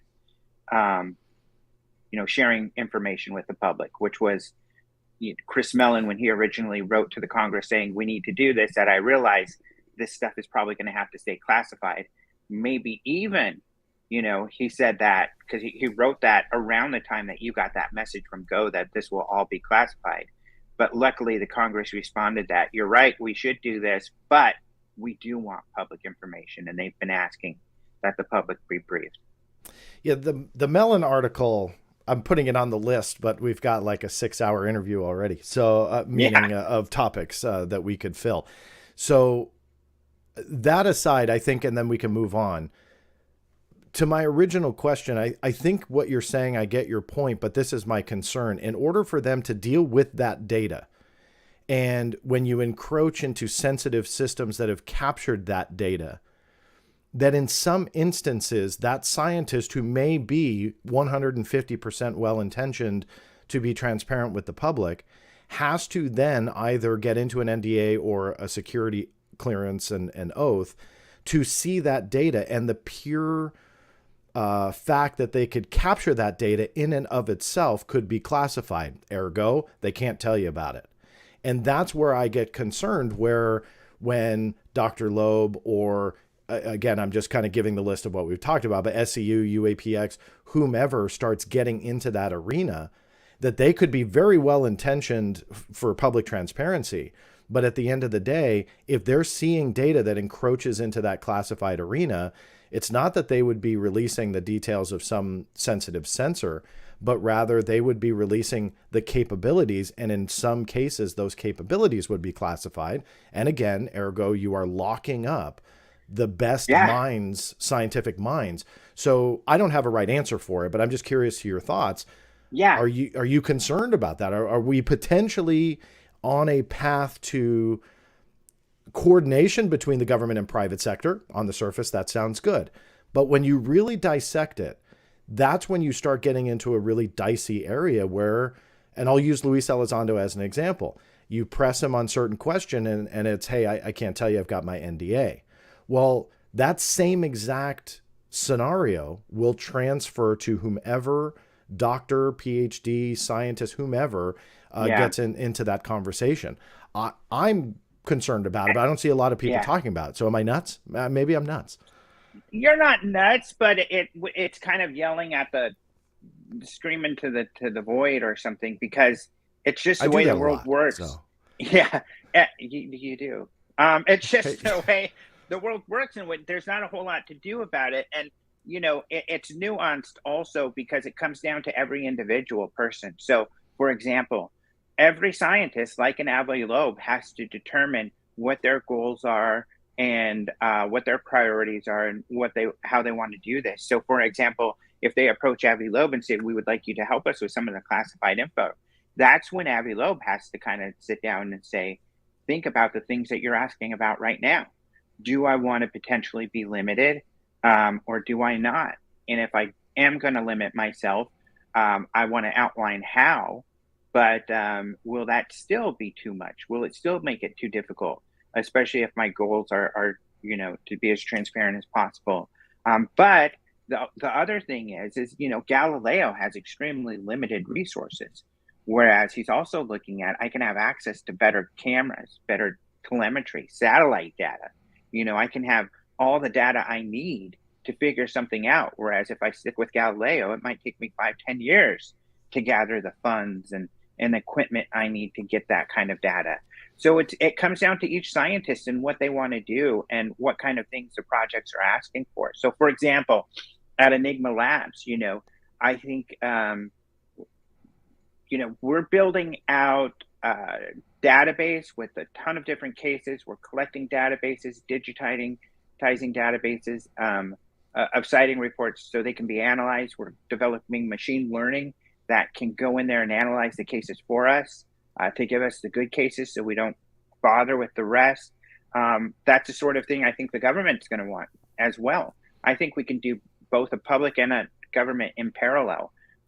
In other words, here we'll work your data over here, which is classified, but then we can also work the public data over here. Are you hinting there's a government contract between Enigma Labs and? No, I'm not at all. But what I'm saying is it's possible, and we'd be open to it. The SCU would be open to it. A lot of the SCU guys, the board, were around when we did this with Bigelow. Little did we know we were doing it with. Well, I didn't know because I didn't sign the NDA. I was the only one to refuse to, but and also, there was only one of our board members, Robert Powell, who I think signed the NDA. I think the rest of us were, I was asked to, but I refused, and everybody else were state directors, so they weren't asked to do that. But the point being that we've done it before, and and it was tough. The whole Bigelow thing is obviously very controversial. To be honest, I was pro the relationship. It did not get executed in the way that I would have preferred, at least as far as transparency.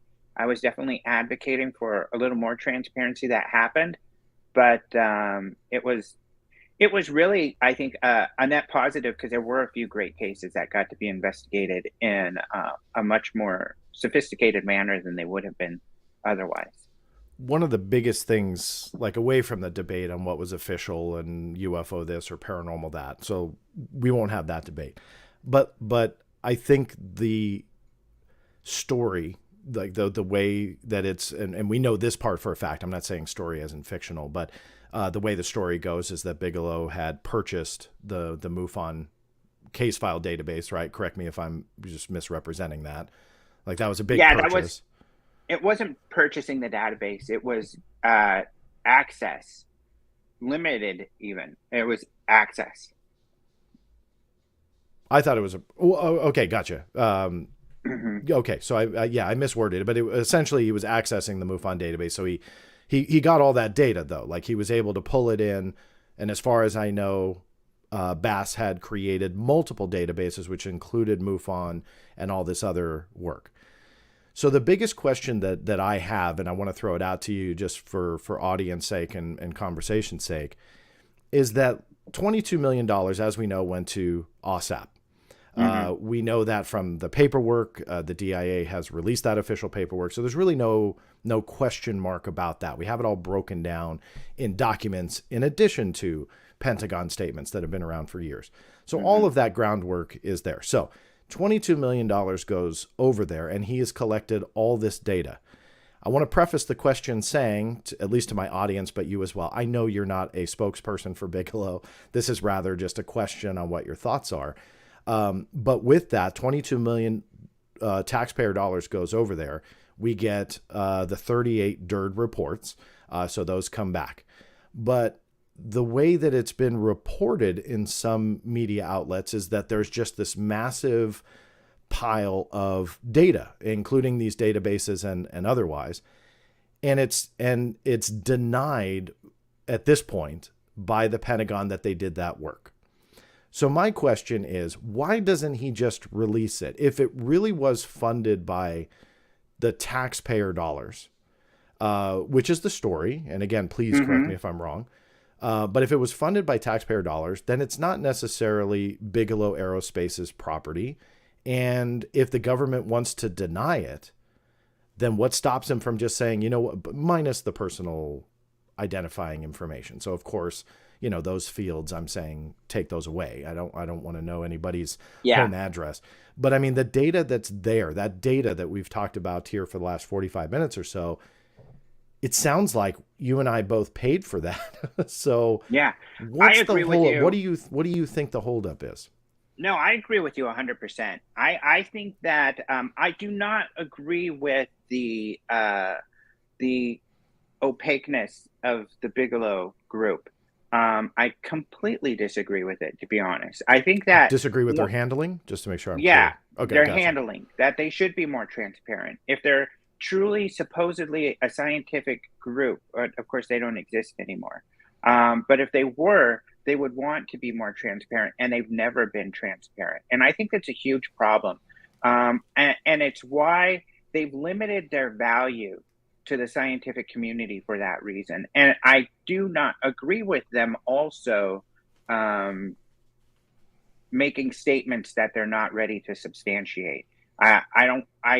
It's a huge pet peeve of mine. I can't stand it because then it's just hearsay and speculation. Again, getting back to that, and it's useless. And I think that's a lot of the criticism I get, is that people are confused. They're like, aren't you a fan of Bigelow and all those guys? I can be a fan, but I could still criticize them. I mean, we're all colleagues here. And, you know, what I think people don't realize is when we get together, like at SCU, and I'm sitting next to Eric Davis and we're buddies and everything, we're also all, you know, discussing how to do things and not necessarily agreeing on all things. But we're colleagues who work together, and that's how it is. That's how people work at work.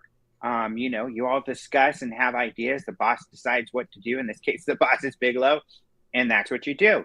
That's how the world works. So, you know, yeah, that is one side that I disagree with, and it's I think why a lot of that stuff is just going to get lost to history. If you're not sharing it, who's going to know how or why you were important?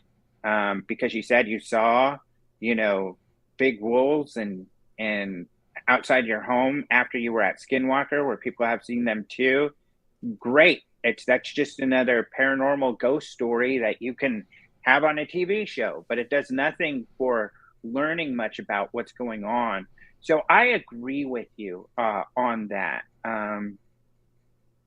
This is funny. Someone's saying, well, why aren't you being transparent, being involved with Thiel, which is the stupidest thing. This is the kind of thing.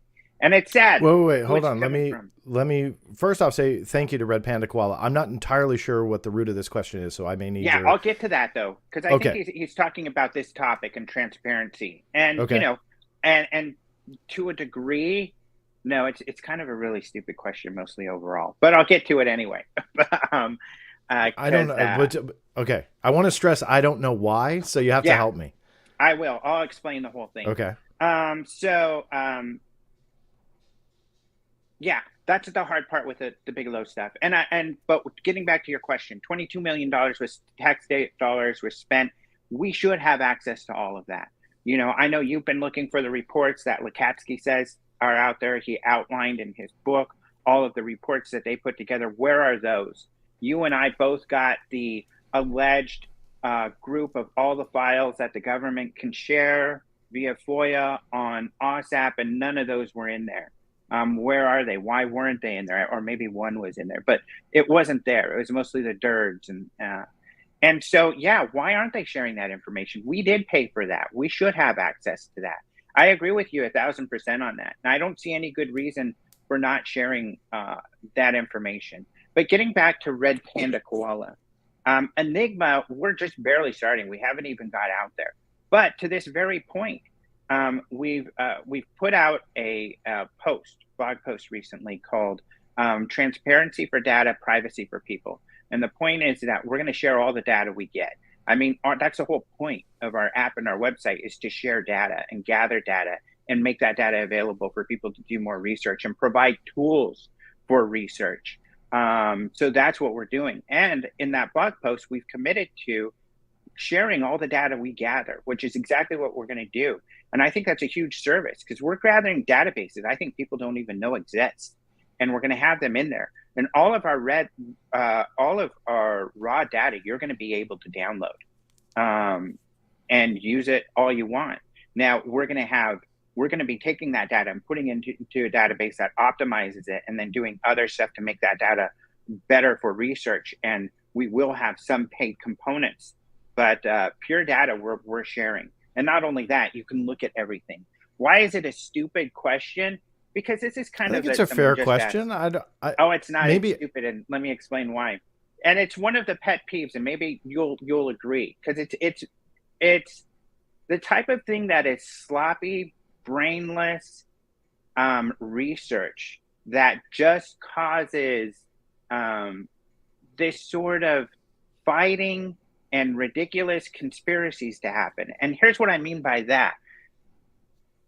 How involved is Thiel? What the heck even kind of question is this? This is how this came up. Someone identified that Peter Thiel said he was going to spend money on UAP. Then they saw there's a company called Enigma that's starting, and they're like, oh my gosh, there we go. There's Peter Thiel. That's ridiculous. There's no connection. That's just a joke. It's just, I hate even addressing or answering the question, because it's just so ridiculous. Hold on. I want to jump in, because I want to be fair here. There was no accusation. They just and if this is a so it's a rumor, right? Yeah, it's a rumor. So Peter Thiel is not involved. As far as I know, he's not involved at all. And where I want to be fair is that, as you very well know, the internet world is really not accurate all the time. So I can't fault anybody for asking that if they thought that it was true. I don't want to label it a stupid question. Let's be a little fair. I mean, I'll be fair. Obviously, well, it's Friday morning. I'm a little charged up, to be honest. But get some more caffeine, for crying out loud. Jeez. I know, I'm drinking coffee like crazy.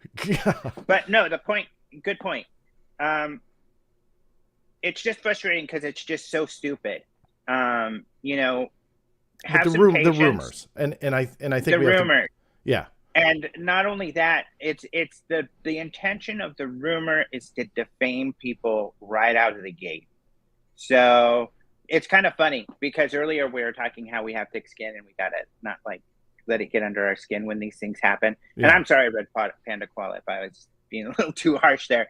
I guess what I mean is the original kind of assumption was stupid, because it is. That's kind of dumb.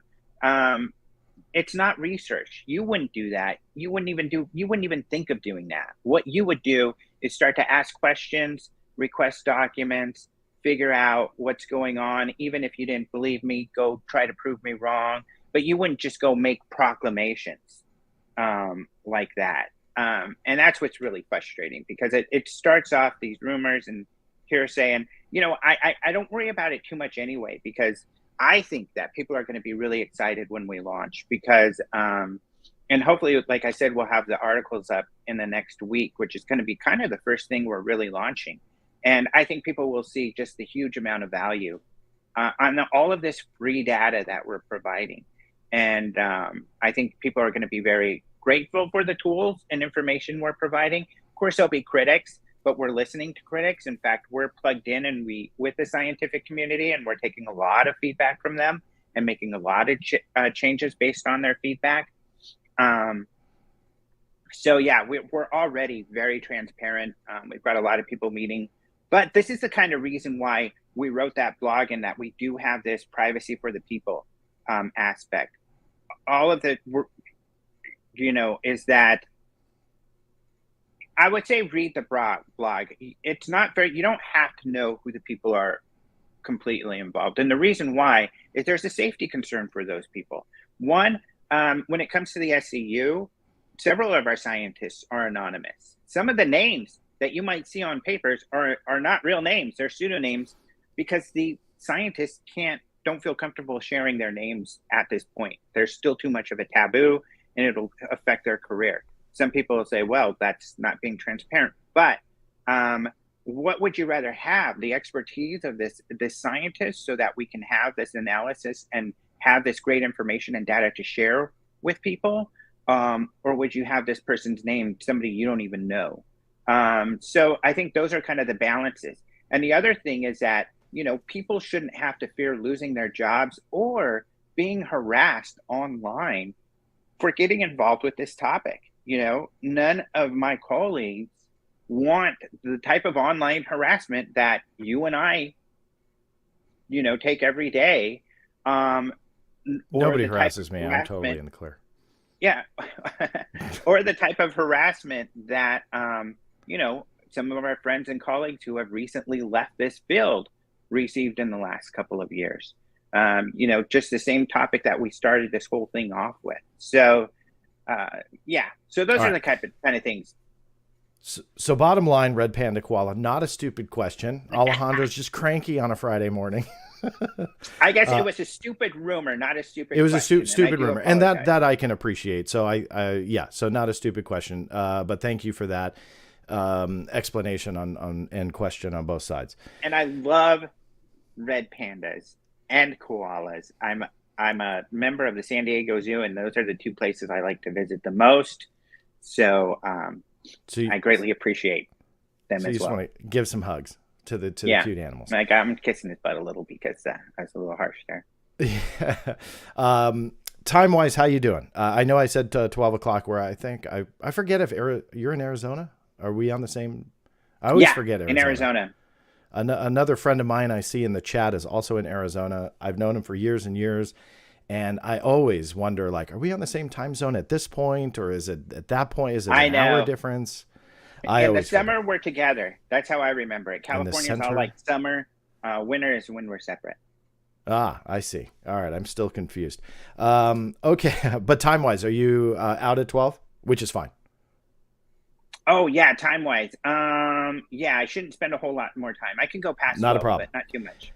No, because I have 87 things more to ask, and then I'll let you go. So maybe if we could do one. Yeah, that's fine.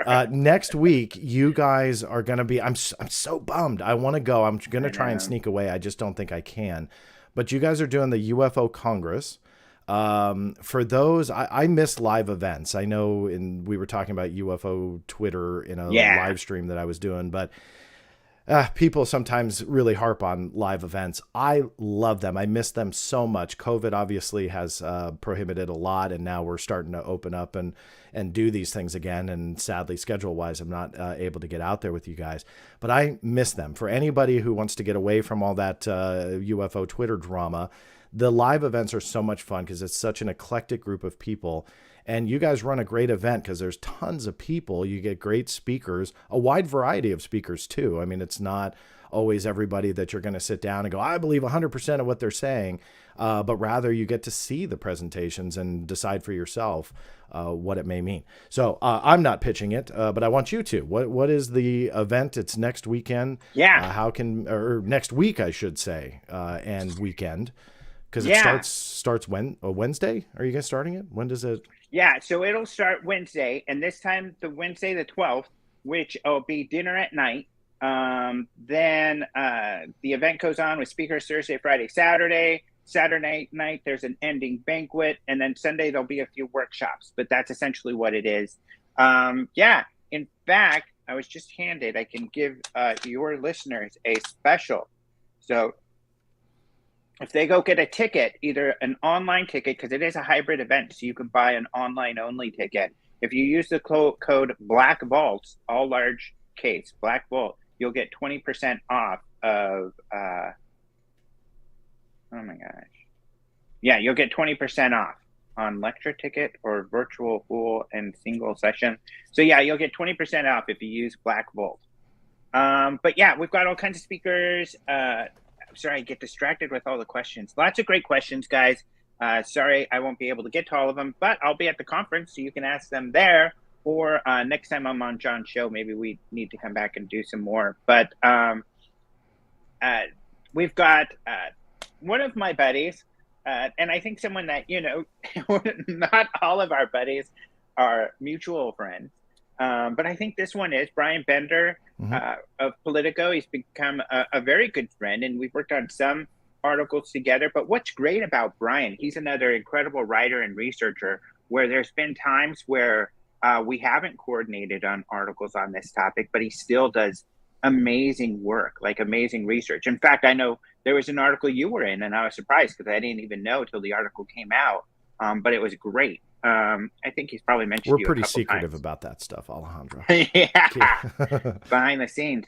So yeah, that's going to be really good, talking about his involvement with all of this. He is trying to still get a special guest speaker. We'll see if that happens. But regardless, his story is really, really interesting. And it kind of gives you an idea of the kind of how it works, how the weirdness and how the taboo still exists. There were a couple of people saying, I don't know anybody who lost a government job for getting into this stuff. I know you don't. But ask people in government if people have lost those jobs, and even worse, people who haven't been able to get jobs for being into this stuff. And I can tell you this: behind the scenes, the involvement of people in this topic is a factor. Even right now, as things are coalescing, and these government agencies are figuring out what to do, it's a factor. So it is, to this day, an issue. But let's see, who else are we going to have? Speaking of government people, we're going to have John Ramirez, who was a former CIA guy who has some really interesting perspectives on stuff. But he's going to be talking about, at first, some of his perspectives on some of the new legislation, which is great because the insider kind of perspective is always helpful. And a lot of our speakers are going to be talking about that. We're going to have Bryce Zabel, who, of course, is doing Need to Know with Ross Coulthart. And he's going to be there talking a lot about this kind of stuff. Let's see. We will have, I'm really excited about Stacy Wright, who runs Phoenix MUFON, the Arizona MUFON. She's going to be speaking about the Phoenix Lights, which is, of course, a big deal and a popular sighting out here. And she hasn't done that before. So she'll have some new and different stuff to share there. We're going to have, let me look up the list of some of the others. I've got them up. Memory. That's what I was looking. You've got Ben Hansen, Micah Hanks, James Fox. Yeah, you've got all sorts of good people. So UFOcongress.com if you guys are interested. Exactly. And I know that the live events in some circles get a bad name, but they're so much fun. I really do recommend them. I miss live speaking. I'm going to be doing it's digital, but a presentation to UNLV next week. And it just reminds me how much I love being able to reach out to audiences. And look, we all know not all speakers are going to, appeal to every single audience member. And with you guys running the conferences, I'm sure you know that too, but it's a way to see the names that we sometimes only see on Twitter or Facebook or on a live stream. You get to see them up front, and it offers a different perspective. Sometimes it reinforces that I think people aren't telling the truth. But then other times you go, oh, wow, that's a lot more in depth than what I really thought. So it's a great way. And you probably feel the same. It's a little cringy in that, it can be a little uncomfortable for some of us speakers who, feel like some of the other topics are kind of weird and stuff. And again, I don't choose these speakers for this event. You can blame me more for the SCU speakers, but and if it was up to me, but the difference is you don't have as many people to those type of events. So this is the Congress. I've always said is more populist. It's more about what people are talking about on this topic than necessarily science, strictly science or hard research. Which is a lot more boring to some people. But, a lot of this is fun. People like John Dover, and of course, we'll be showing James Fox's film for the first time. In fact, his official premiere is the day after he's going to be showing it here in Arizona for the Congress. So it's a pre-premiere showing. And then David Marler, who is one of those hard researchers, is going to Yeah. have a special announcement at the event as well that he's really excited about. But yeah, Marler's absolutely one of my favorite researchers. He's amazing. Yeah, he's a great guy, great researcher, has a heck of an archive that I've been blessed to see firsthand. So And let me that's ask you this. sure. Sorry. How do you feel about, there's just so much to talk about. How do you feel about the Ariel case? You know, you and I are both more conservative when it comes to this kind of stuff. It's a case that I do find fascinating. What do you think? Yeah, well, I interviewed Randall Nickerson on this channel. For those who aren't aware, the video is there. And to my surprise, and I'll make it quick because I don't want to keep you too long. To my surprise, a lot of people were so surprised I did the show. And that I took that a little bit to heart. I'm like, why? And because, like you said, it's not necessarily something that, we jump all over. I was drawn to the way that Randall did the documentary, and it was about the personal journey of somebody going back that was one of the school children, and the journey going back. And look, I'm not here to say, yes, it was an alien craft, and I'm not here to say I know exactly what it was. I'm not here to say anything other than it was so evident that I don't believe she was acting. And it was so evident that it affected her in such a way that this was a big deal to not only her, but others. And I'm drawn to stories like that. The emotion and the toll that that experience took, whatever it may be, is so palpable that, who am I to say that that didn't happen to them? Am I a hardcore evidence guy? Absolutely. Do I question everything? Absolutely. But am I going to sit here from my chair and tell the girl and or the director that traveled back and re-experienced some of that, or talk to the people that were there what they experienced? No, I'm not going to pretend to do that. So I'm fascinated. I recommended to my audience then, and I'll do it again now, see Randall's documentary, and I'd love to meet him in person. I never have. I see he's going to be at your event. I just recommend people look at it. You don't need to walk away thinking that an alien spaceship landed and affected these children, but rather look at the emotional toll, and that's what a lot of live events showed me also, is that there's a different element here that you don't get on social media or Twitter or, or whatever medium that a lot of us communicate in. You don't get the human element. Right? I mean, it's one thing to just type on our computer and give our experience out there. It's another to do it in a YouTube video. You get a little bit more interaction. But to see somebody in person, it gives a whole new element. Again, it's not an endorsement, and it doesn't mean it actually happened. But it's a totally different element that you just don't get elsewhere. So that's why I love it. And I kick myself that I'm not able to travel like I used to be years ago. Just with 2 kids and a family. Yeah, and a I know. job. We've been asking you every year for years now. I know and Karen's been asking, "Can you get John to come?" And I know you're busy. You got kids, so we understand. Yeah, and please know that it was not for a lack of interest. It was just being unable to travel, and and trust me, it makes me upset because I really do like it. And for those who haven't done it, I'm going to say it again. Go. It is a wide-ranging audience. You're going to find everywhere from former military and government personnel interested in the hardcore facts that likely a majority of this audience watching right now is. And then you also get a more spiritual aspect to some of the presentations. And I don't mean that in a bad way, but rather just a much different approach, but one that other people will be drawn to. So it's something I recommend. Absolutely. So I wish you guys the best of luck next week. I wish I could be there. If I can sneak away, I will. I don't think I'll be able to, but I'll be thinking of you guys. Yeah. Well, thank you very much, sir. Remember Black Vault for that coupon. It's ufocongress.com. And a lot of people, for some reason, want to know what I feel about Lazar. I do not believe Bob Lazar. I think it's another topic, but there's a huge amount, I think, of evidence that shows that there is that the story has not been consistent, or there's major question marks there. But and I seem to come across more information on a regular basis, even in this last week, that supports that.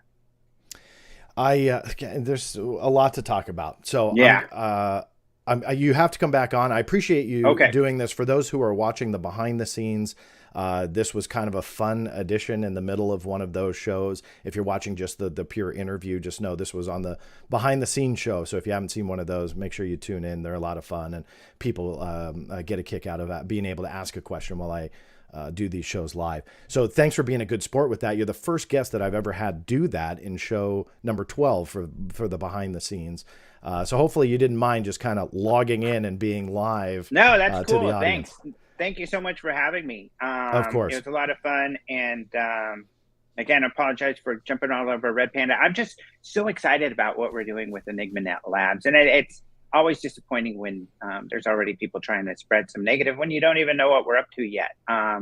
Other people, not Red Panda. I don't think he was spreading the negative. Oh, true. One thing, other people, not Red Panda. Though, before I let you go, the website for Enigma Labs, you have not done yet. EnigmaLabs.io, and then SCU is explorescu.org. But yeah, EnigmaLabs.io. That's what all the cool new tech companies are using. And then Congress, of course, one more time, UFOcongress.com. Awesome. So Alejandro, thank you so much for joining me. I really do appreciate it. You guys take care next week. Have a great time at the conference. And thank you all for listening and watching.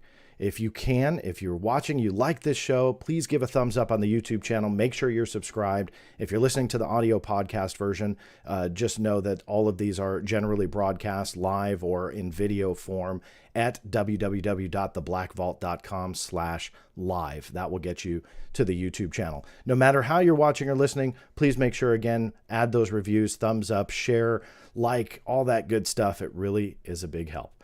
This is John Greenwald Jr. signing off, and we'll see you next time. All right, that's a handle. I'm still on the behind the scenes show, so before you guys all log off, maybe some of you just did, I'll hang out for another couple minutes because there's some things that I want to get to. Alejandro logged off. Thanks to him for being a good sport for doing this. Here, hold on. I'm sorry. Let me mark down a time code. Hour 58. All right. So I'll keep broadcasting here for a little bit. I want to get to some of the questions that came in that I marked. So bear with me here. I want to just mark these before I lose them. So while I'm doing that, for those who don't know, if you've stumbled in, this is a behind the scenes show. So that interview will likely go down tonight on the YouTube channel with Alejandro Rojas in full, but I obviously take out the other fluff that is in the behind the scenes show. So let me get to a couple of these. I think he may have misread Red Panda Koala's original question, and knowing Alejandro, I think he felt bad. So Red Panda Koala, please don't be offended on his behalf. I'll tell you, I don't think he meant any offense by it. On my channel, there's no such thing as a stupid question. So I think he may have misread it, and he's probably going off of some heat they've taken from other people making accusations. So don't read into it. But ironically, I starred one of your other ones. Did teenage John Greenwald think we would see congressional UFO hearings in his lifetime? What would he think of the past 5 years of UFO developments? Cheers. Thanks. Cheers. Well, first off, again, thank you for your support of the channel. And that's a great question.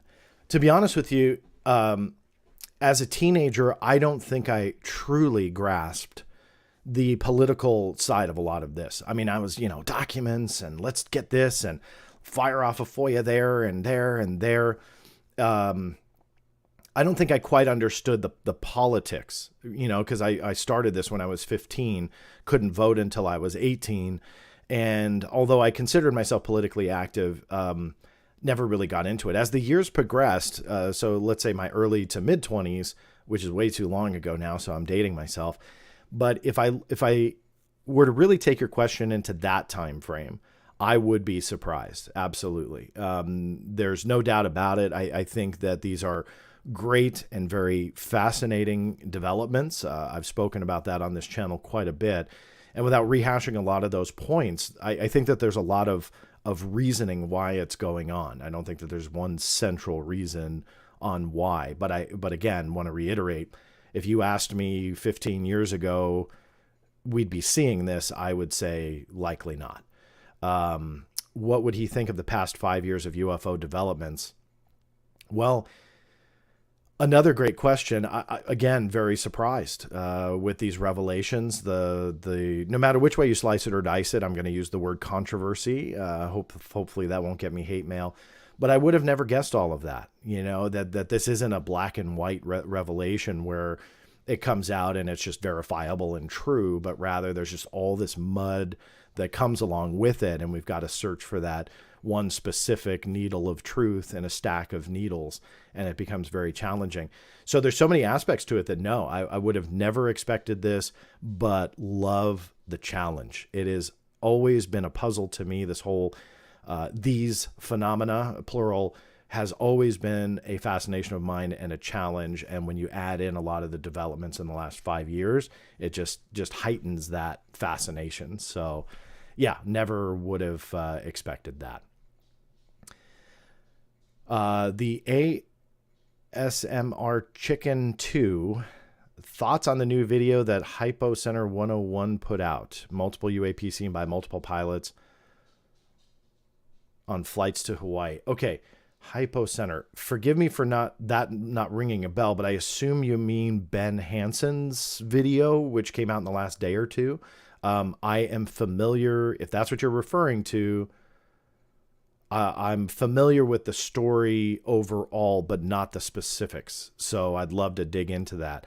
I will say, and I want to cross-reference what Ben is talking about, have received other, but this is more mainland UAP reports from the last 2 months that tie to a FAA reporting center. The last time I got a kind of a tip off on this, it all panned out, and I've got that on the Black Vault. So the person that is, and I'm not trying to make this a secret source thing. I just don't know if I had permission to share their name. But when they sent me some new ones, I was pretty excited about that. And then Ben popped up within a couple days thereafter, but I don't believe that they're connected. But I'm kind of curious if the dates are connected. So the locale is different, but I'm kind of curious about the dates. So long-winded way of saying, hopefully there'll be some more information on that. I've known Ben for quite a few years, so I'm going to reach out to him and, run by what I've kind of got sent to me and see if there's some kind of discovery, correlation, coincide, or just a coincidence between all of that. E Bravo, thanks for that support. FOIA request fighter funds. Thanks, John and Alejandro, for a great show, and I appreciate that support. Thank you. Anything that comes in on a super chat, just so you guys know, does go right into those FOIA funds, web server cost, stuff like that. I don't pocket anything, and I literally do show you guys receipts. The NASA request is one that I, just because it's recent, have brought up. I literally post the receipt. The documents that I've gotten under that are about a $400 charge. I think it's $390. I've filed another one, which will definitely be a couple hundred. And then once this big one with NASA is done, nobody tell NASA, but I'm going to do it again. So the cutoff date for that whole request that's gone on for some time, I'm just going to refile for everything from that point to date. So that won't make them happy, but those are the receipts that I'm showing. So all that support, thank you guys for that. So back to... I'm trying to catch up as much as I can here. I don't want to miss anybody. Let me get caught up. Okay, so I think I'm caught up.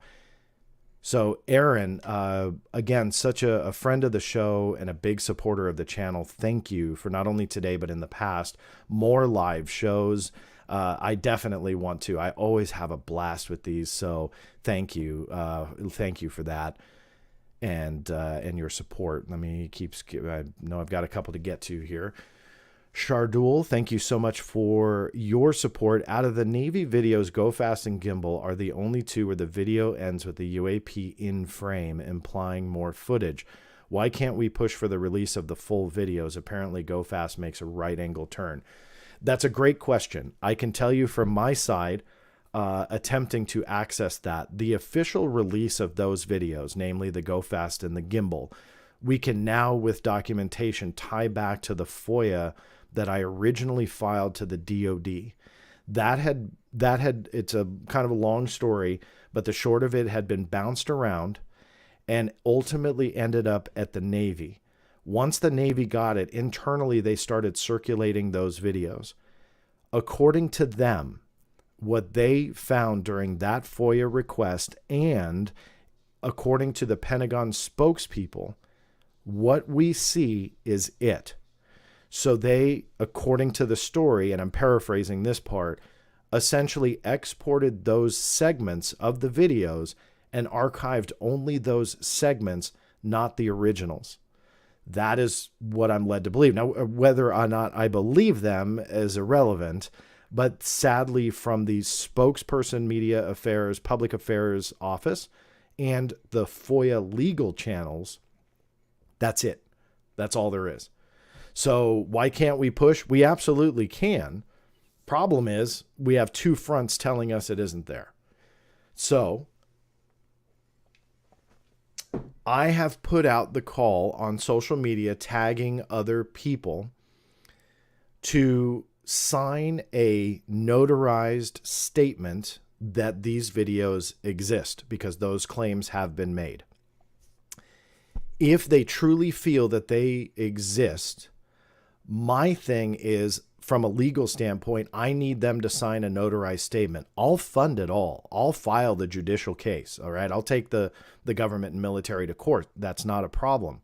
Well, it's financially a burden, but not a problem in the sense that if I have evidence to back it up, then I can push it. If I don't have evidence to back it up, I can't push it legally, because that's my right under FOIA, is that if they deny it and say, hey, John, you have what we have, and that's it. If I have reason to believe that they are withholding information, a FOIA case can be filed in court for a judicial review, where you literally see a judge and they have a clearance to get into kind of the nitty gritty of the classified world and either say yay or nay on whether or not you should win your case. Obviously, a very nutshelled version of that process. So for me, I need that notarized statement. So I've tagged those individuals that have made these big claims. And if you're saying that it exists, then that is not a classified element to this story, meaning they are not violating their security oaths. They're not saying this under anonymous names. They're saying this with their real name. So if that information is there, give me a notarized statement and I'll go from there.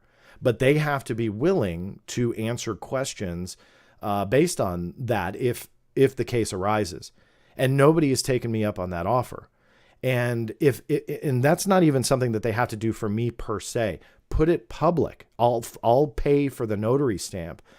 Just put it public. So you're not, quote unquote, doing it for John Greenwald. Do it for everybody out there. Notarize what you are claiming. And then I can take that was put out into the public domain as a notarized statement and go from there. Again, nobody is taking that offer.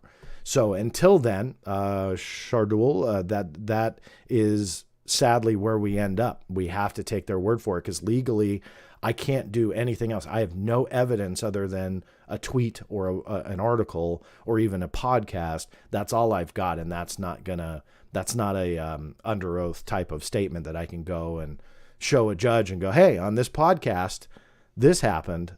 Sadly, I can't do it. Notarized statement under penalty of perjury, 100%. Let's do it. But nobody wants to. All right, since it's a behind the scenes show. Eldon Sword, are you wearing bottoms? No, it's just a shirt, buddy. That's how I do these shows. That's why you never see me get up off this chair. So great question. Going back, so I'm catching up here. I think he did too. No hard feelings. Life happens. All positive vibes. Red Panda Koala, I love when you're here. So it's good to see you. And yeah, thanks for being cool about it. You guys should chat too. You'll see that he's a cool guy. But like I told him on the air, he's just cranky on a Friday morning, apparently. Hold on. Still catching up here. You guys are really active in this chat. I'd love to see that. I think maybe I'm caught up on then the super chats. So thank you guys all for that support. Let me back up, kind of see what else I can. Kind of going from the bottom up here, so forgive me, guys. All caps kind of helps questions stick out. I know it's always bad to do on social media. It's the only way I can do it. John, what are your thoughts on Jeremy McGowan Revelations? Does it match with your thoughts on Lou Elizondo? It'd be worth having him on as a guest. So for those who don't know, Jeremy McGowan was very, these are my words, but the impression I get was very close with Luis Elizondo, Sean Cahill, and that group. He has recollected a lot of his experience in a 4-part blog, and a 5-part is coming later. That has some pretty interesting things in it. My thoughts are, I know Jeremy. I'm not going to sit here and tell you that I feel he's lying. I have no reason to doubt it. And where I want to end my answer, because I don't want to go too deep into it, is you all know me on this channel as challenging claims. And despite Jeremy being a friend, I challenged a couple things that he had said, and he showed me proof of the things that I challenged in each of those instances. So with that, I don't have a reason to doubt the claims that he has made. So for those interested, I mean, take it for whatever you want. Read his blog, but I can also add that Jeremy is not the only one that I have seen talk about experiences in a very similar fashion. And that's upsetting to see. It really is. So if Jeremy was standalone and he couldn't prove what he was claiming, again, on some of the points that he has made, I'd say, look, it's a blog. It is what it is. But the fact that there are other stories very similar to his, and there are, I believe Jeremy's words are receipts, it checks out on that front. So I'll give him credit for that. And I do recommend people read that, because sadly, Jeremy is not alone with experiencing, some bad stuff. So Robert Avalon, John, did you ever look into Charlie Manson FBI connections? So I do have Manson's FBI file. I have a serial killer. I know technically I don't think he was considered a serial killer because he didn't do the murders. Anyway, semantics. But I think I put him there. Manson's FBI file has been released. Off the top of my head, I believe it's been released to the extent of what it is, meaning like it's all out. But I'll have to double check my notes and get back to you. But when it comes to his FBI connections, I'm not entirely sure what you're referring to there, but his FBI files will hopefully be, somewhat illuminating for you. Let me see if I still have a case open. So let me correct what I said, because I forgot my database here. I internally use a database to track everything. So I originally filed in November of 2017, which is probably when he died. Let me see. Yeah, so I filed the next day after he died. He died on November 19th, 2017. I filed on November 20th, so the next day. I do have some files that were released, and then I don't have the date here. It looks like April 2019 requested the rest, and that is still being processed by my notes. So I take that back. There's still stuff being processed to hopefully come out, but there's still already stuff to read. So you might find that of interest. Raptor Man, have you done any FOIA on cattle mutilations? Linda Moulton Howe speaks on it often. Yeah, to preface that story, I had produced one of the first TV shows that I did for History Channel as a associate producer. I had helped also create the concept, which was very cool. Fun process to do. And that was a UFO Files episode, if you guys remember that series. And it dissected, pardon the pun, cattle mutilations and that whole phenomenon. And we worked heavily with Linda Moulton Howe, who I had known prior to that show, and we've known each other ever since. We've been at numerous conferences together and different events. But that being said, we explored that whole phenomenon. There were some FBI files that had come out at that point, because the only government connection that kind of I'm aware of is the FBI investigation into the same. Years later after I did the TV show and so on, I was able to get additional records that had never seen the light of day before released from the FBI. And I'm going to maybe I should pull the documents and do a more in-depth segment. But the gist of it was the documents that I got out, they said a certain helicopter lifted up an adult bull, if I remember correctly, and kind of, again, flew and dropped it somewhere else.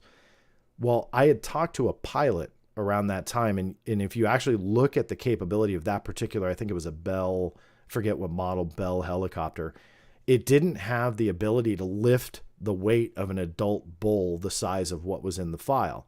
So they were trying to blame, the FBI was trying to say, okay, well, this helicopter essentially took this bull and took it elsewhere, but it was technically not capable of doing that. And it was kind of a really cool revelation because the FBI was trying to claim one thing, but again, when facts don't lie, when you use real facts, it just wasn't possible. So I'll have to dig up that document. It's been a couple years since I discovered that, but that obviously piqued Linda's interest. She had not seen or heard of that before. I put her in touch with the pilot, the military guy that helped me figure some of that out, and she interviewed him as well. So it was kind of a fun thing. So yes, so long-winded way of saying there are files on cattle mutilations, and there's a page on the Black Vault. Just go to theblackvault.com. When it goes into the document database, use the search engine, cattle mutilations, it'll pop up for you. Jacques O'Neill, you are very welcome for answering that. I'm jumping around here. I'm sure I'm missing a ton, so I apologize. Black Dread Scotland, I apologize if I did miss it. What's your take on the Wilson documents and on the people in the UFO community promoting it? Well, my very long-winded answer is in multiple videos on this very channel. So if you haven't seen that, I would recommend you take a look, simply because I have done extensive breakdowns on the Wilson Davis documents and my issues with them. Now, fast forward from then. New revelations have come out with Oak Shannon and Jay from Project Unity doing an interview with Oak Shannon. And I want to first say how much I appreciate Jay's approach. Jay has become a friend. We used to duke it out on Twitter, especially about the Wilson Davis documents a couple years ago. But since then have found this huge mutual understanding and respect for each other that we may not agree, but very much like Alejandro and I became friends. That's what it's all about, and speak together about various issues and so on and so forth. So I really want to compliment him for getting to Oak Shannon, getting that interview and bringing it forward. I've watched the interview a couple times, especially the Wilson Davis part, and that's another video that, depending upon how the special guest on this behind the scenes was going to play out, was potentially going to do. But I'll just kind of rattle off a few things here just for what it's worth to answer your question. The revelations were interesting, but not surprising. And here's why. I've never doubted that because I do believe that the Wilson Davis documents depict fictional events. I do not believe that the events took place for a multitude of reasons, but let's just bottom line it. I just don't believe that it's a real event. What I've never shied away from was whomever authored it. And I never even said, like, I think that they're Eric Davis written lies. I never said that. In fact, on the opposite, I thought maybe it was another person involved in that particular circle that based it on facts, that based it on real people, because it was clear that there were real elements to these documents, right? There were real names, there were potentially real places, but then you get into some of the bigger claims.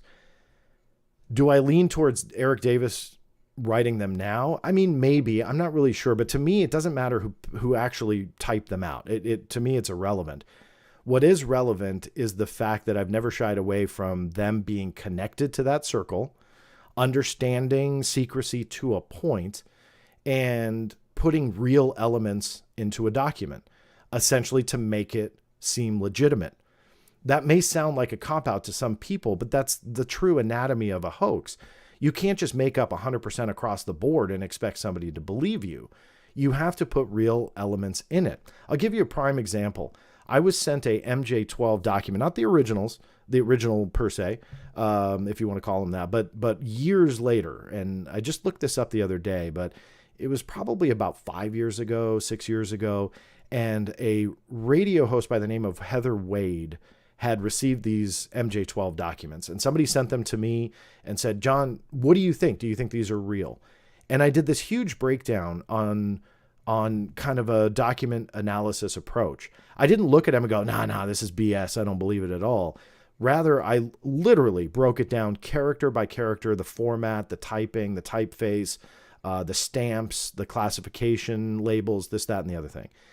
My whole point is there are real elements in this document, but is a clear forgery and hoax.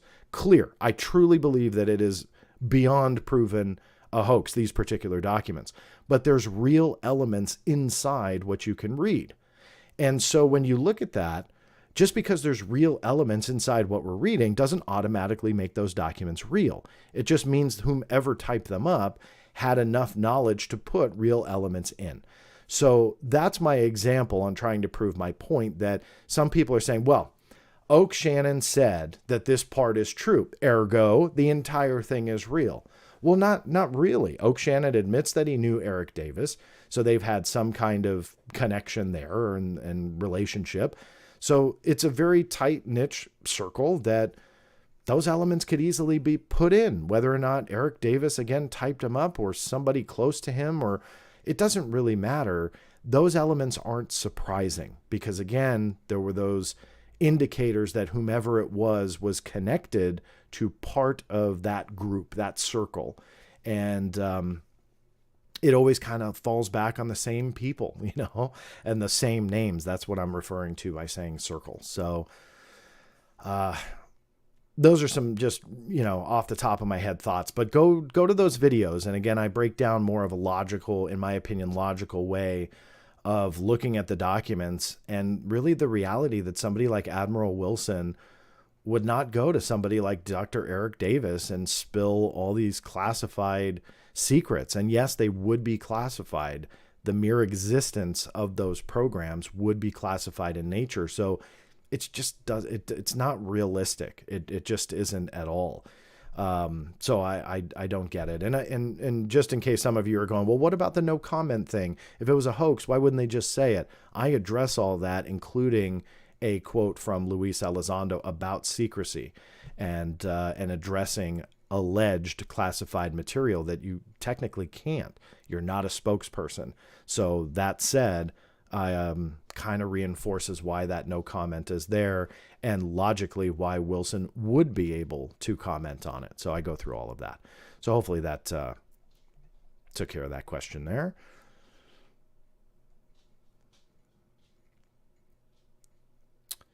Sorry, going through some of the comments here, looking for...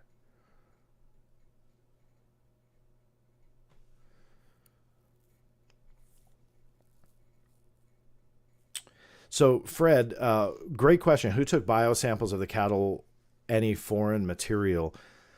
So there's always going to be anomalies, and I am not going to be versed enough to give you the nitty gritty on the science. In the show we did for history, and this is going back probably 15 years when I did that show, that we tried to pull as much science as we could. But obviously, it's just a very fringe topic that gets a lot of criticism. So a lot of mainstream science, like a Harvard University level, since we've been talking about Harvard, it's very tough to get that. Now, at the time, he is now the late, but it was Dr. W.C. Levengood. And he obviously had worked with Linda on multiple cases. And we interviewed Dr. Levengood, who... as with anybody who dives into these topics, was controversial, and he had brought forward his science and results and analyses that we put on the documentary. So there have been biosamples taken. There have been scientific analyses done. And again, we tried very hard during that show to bring that forward. But at the end of the day, I mean, if you're looking for it, is it done by aliens or not? It's just not there. But I know that there was scientific evidence to show that lasers were in use in some cases. Just really bizarre kind of oddities that don't really have an explanation. Robert Avalon. I'm going to highlight your comment. Greer wrote them. I assume you mean the Wilson Davis documents, going back to that. Involved in that circle. I'm not going to place the accusation, but I'm going to put this on screen so others can consider this, because it should be considered. The key players involved in this should be considered as the author, one of which will deal with Eric Davis. Did he? Yeah, quite possibly. Motive? Well, I'd go over it in the video. He had just lost his job with Bigelow and NIDS months prior, from what I remember. I forget how many months. And then all of a sudden he's having this meeting. Hey, is that motive? Dr. Stephen Greer, he's involved in it. He's all over the beginning part of the meeting. He's the one that touts the NRO document, which I think is more than proven fake. But what some of the Wilson Davis document advocates don't tell you is that meeting allegedly between Greer and Admiral Wilson and I'm drawing a blank on his name, but I could see his face. But anyway, that original meeting, the NRO document, was given to Wilson with these code words, and that kind of set him on his way to discovering these, uber duper, super duper, top secret saps that involved alien crashes and MJ-12 and this, that, and the other thing. That it's Greer who touts that, and it's clearly, in my opinion, a fake document. That guy UFO Joe, who's known for doing his what he calls mega blog on this, still touts, at least as of a week or two ago when I looked, because I was taking screenshots for a tweet that I was responding with this very point, that even though they now have, they meaning people like Joe and so on and so forth, they've kind of resigned that document is fake. Like, nobody fought me on it. They fought me that John was debunking something and attacked me personally, but they never once talked about my points. And so they've kind of resigned, like, well, the document's fake, but it doesn't really matter to the story. The notes don't mention the document. Well, it doesn't matter if the notes don't mention the document. The elements of the document are in the notes with MJ-12 references and so on. And that in the NRO documents the same. Majestic or Magic, I think is what it is. So regardless, it's part of the story. And Greer, who's the one that touts that NRO record, sorry, he has to be considered. You have to look at that as somebody who potentially could have played a role in the creation of those notes. So yeah, I think that there's a short list of potential people that would be connected enough to write something that was fiction, but with enough elements that are believable. And going back to that Oak Shannon thing, I think that that's exactly what my point is you're going to have those real elements. The part that most people don't talk about from the Oak Shannon interview is the fact that he says, I can't verify what happened in those notes, but they're using his words to verify what was in those notes. And I don't find that fair. He can verify the one story element, but that does not prove everything else. You thought it was Rod Serling? Yes, possibly. Red Panda Koala, you bring up some great points today. I was surprised when Gallagher brought up the notes in the hearings. You're absolutely right. And Alejandro, during my interview with him, if you caught, he said that he was surprised that I was talking to, or that I showed up in a Brian Bender article. And that was, I believe, the article he was referring to. I called it a facepalm moment. And he quoted me on that, which was fine because there's so much that can go in congressional record that supports for decades upon decades that UAP holds a lot more than just being top secret tech or a figment of somebody's imagination or a balloon or a drone. I think that there's a lot there to support that. But when you go from 0 to 150 in 1.2 seconds and go, all right, so I'm just going to go right to the Wilson Davis document, you have nothing to support that that's legit. And Alejandro nailed it with what he's saying. It's like, there's nothing there. there's what do we have? We have one guy who's butted up against another guy. One guy says it didn't happen. The other guy says no comment. But then you have all these other guys on the periphery going, well, he told me privately that it's real. Well, then if you're able to tell the world that, then why doesn't Dr. Eric Davis just come out and say it? And that's just the muddiness that we just don't need in that conversation. And then boom, it pops up in congressional record. Is that what we need? Are those types of stories what we want under oath? My original thought was a facepalm moment. The answer is no, because I don't think it would turn out the way people would want, meaning the believers. But let's just say for a moment that we actually do get that hearing and they pull Admiral Wilson and Eric Davis into a chair. Now, after I've kind of taken the palm off my head and thought about it, let's do it. Let's see if with full congressional immunity, if you want to call it that, whatever word you want to use, and Eric Davis can sit there and say yay or nay on the meeting with no repercussion. Let's do it. There's nothing classified about that. So let's do it. Let's put him in a chair. Let's see if under oath he will tell Congress that it took place and those notes depict real events. So do I think that will happen? No, but I will be pleasantly surprised because I'd love to see how that that plays out, because I don't think it'll play out like what people said. So I'm going through some more here. I'm trying my best. I know I've skipped some, and I don't mean to.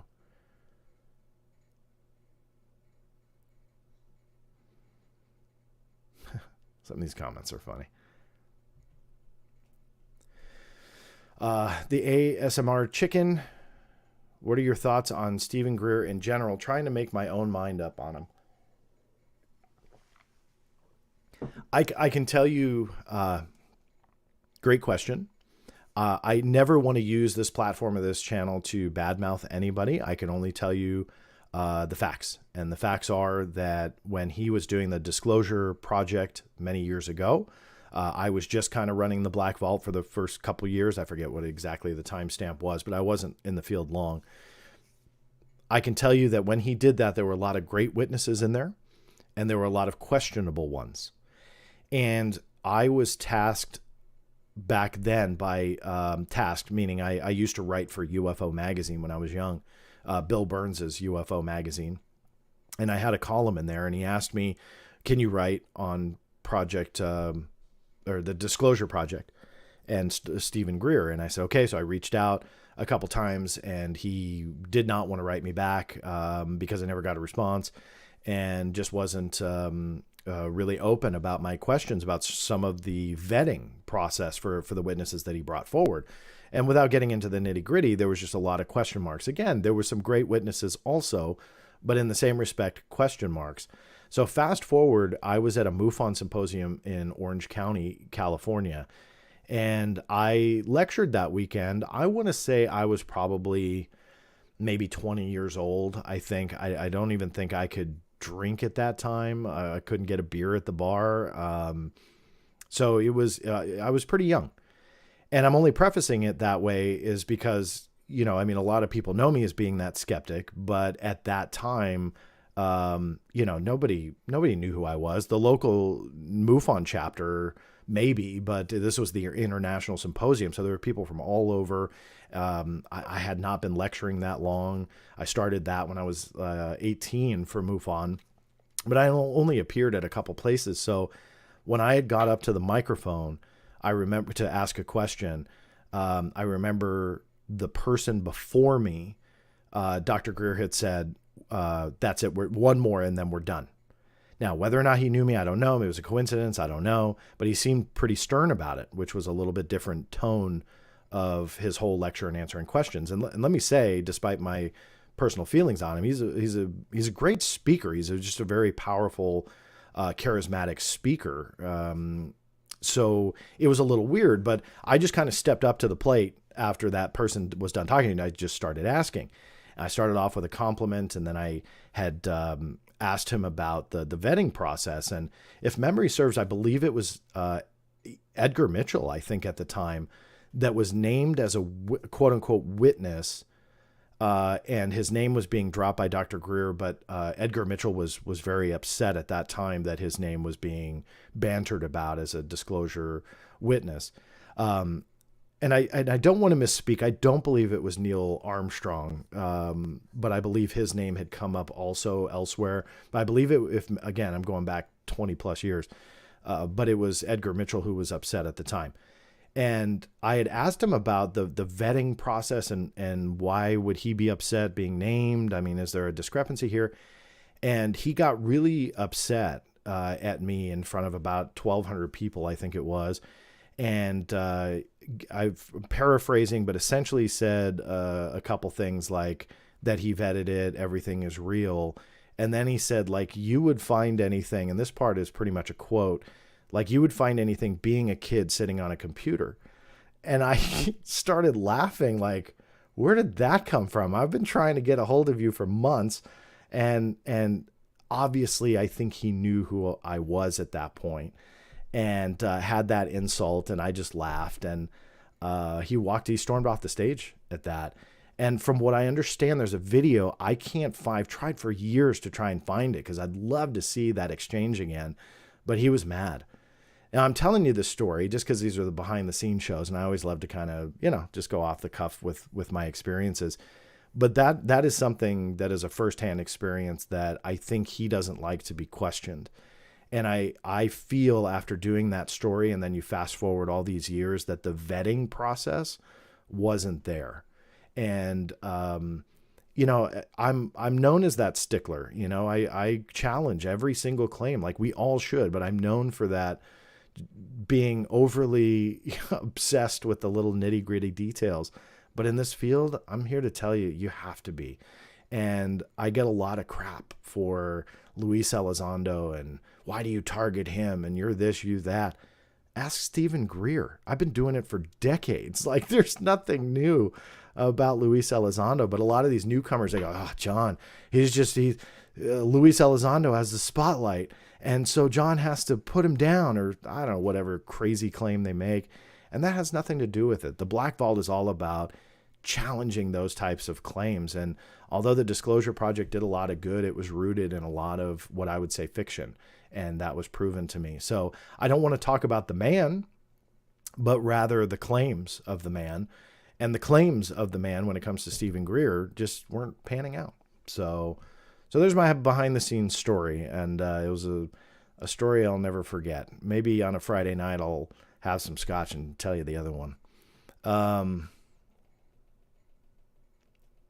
Fast forwarding here through. Man, guys, these comments. I'm a vampire? That must coincide with something else. I've been accused of a lot of things. A vampire is not one. There are more than 6. I'm sorry, Lucy. I may be at a loss on what you might be referring to, so I apologize. I'm happy to address it. If you can... 6. What did I say that was 6?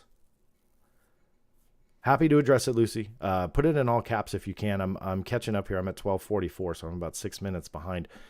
I need help on these shows with the questions. Yes, we need to find that video. Typical Greer. Yes, you do have to find that video. I'll make now that because I want to make sure that you guys know I'm not just telling you a tale here. I'll make some more phone calls and kind of try again because I'd love to see it. I think it was telling, and it was a legitimate question that just got shot down. Keep stickling, John. Yeah, I ain't going anywhere. And despite what some people would want.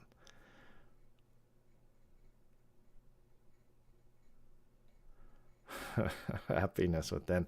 I want to see drunk John. Well, who knows? Maybe you will one day. It's always fun conversation. I've had quite a few of those under the stars over the years with friends who, kind of know what I do, but I keep a lot of this secret. So my very close personal friends, they just they know I do government secret stuff and UFOs this or aliens that, but then they just kind of leave it at that. We don't really talk about it.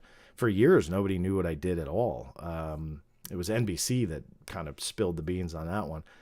But I kept it hidden for my first couple of years through high school. And, people online at that time knew the name, but other than that, no one knew. So fast forward now, I still kind of keep it my hidden other life, but periodically, we'll have some beers or scotch, and then all of a sudden they get tickled with the UFO bug to start asking John questions, and then I get tickled back yapping about it.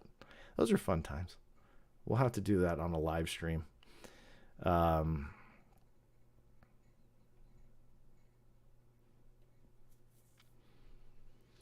Stephen, you're asking a very loaded question here. Is there any definitive evidence that something beyond current technological understanding is amongst us? It's a fantastic question, and one that I don't think has a very easy answer.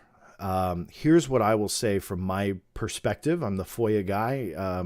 That's what I do. My specialty is. I'm not the only one, mind you. That was not saying that I'm the only one, but rather that's my forte. I love government and military records. In my opinion, when you look at those documents and you look at what has been put on paper, and sometimes you have to go back decades, and to some people it's snoozy to go back to like the 1950s and 60s. Snoozy in the sense like, oh, boring. I want to know about the Tic Tac, and I want to know about... No, go back to the era before the Freedom of Information Act ever existed.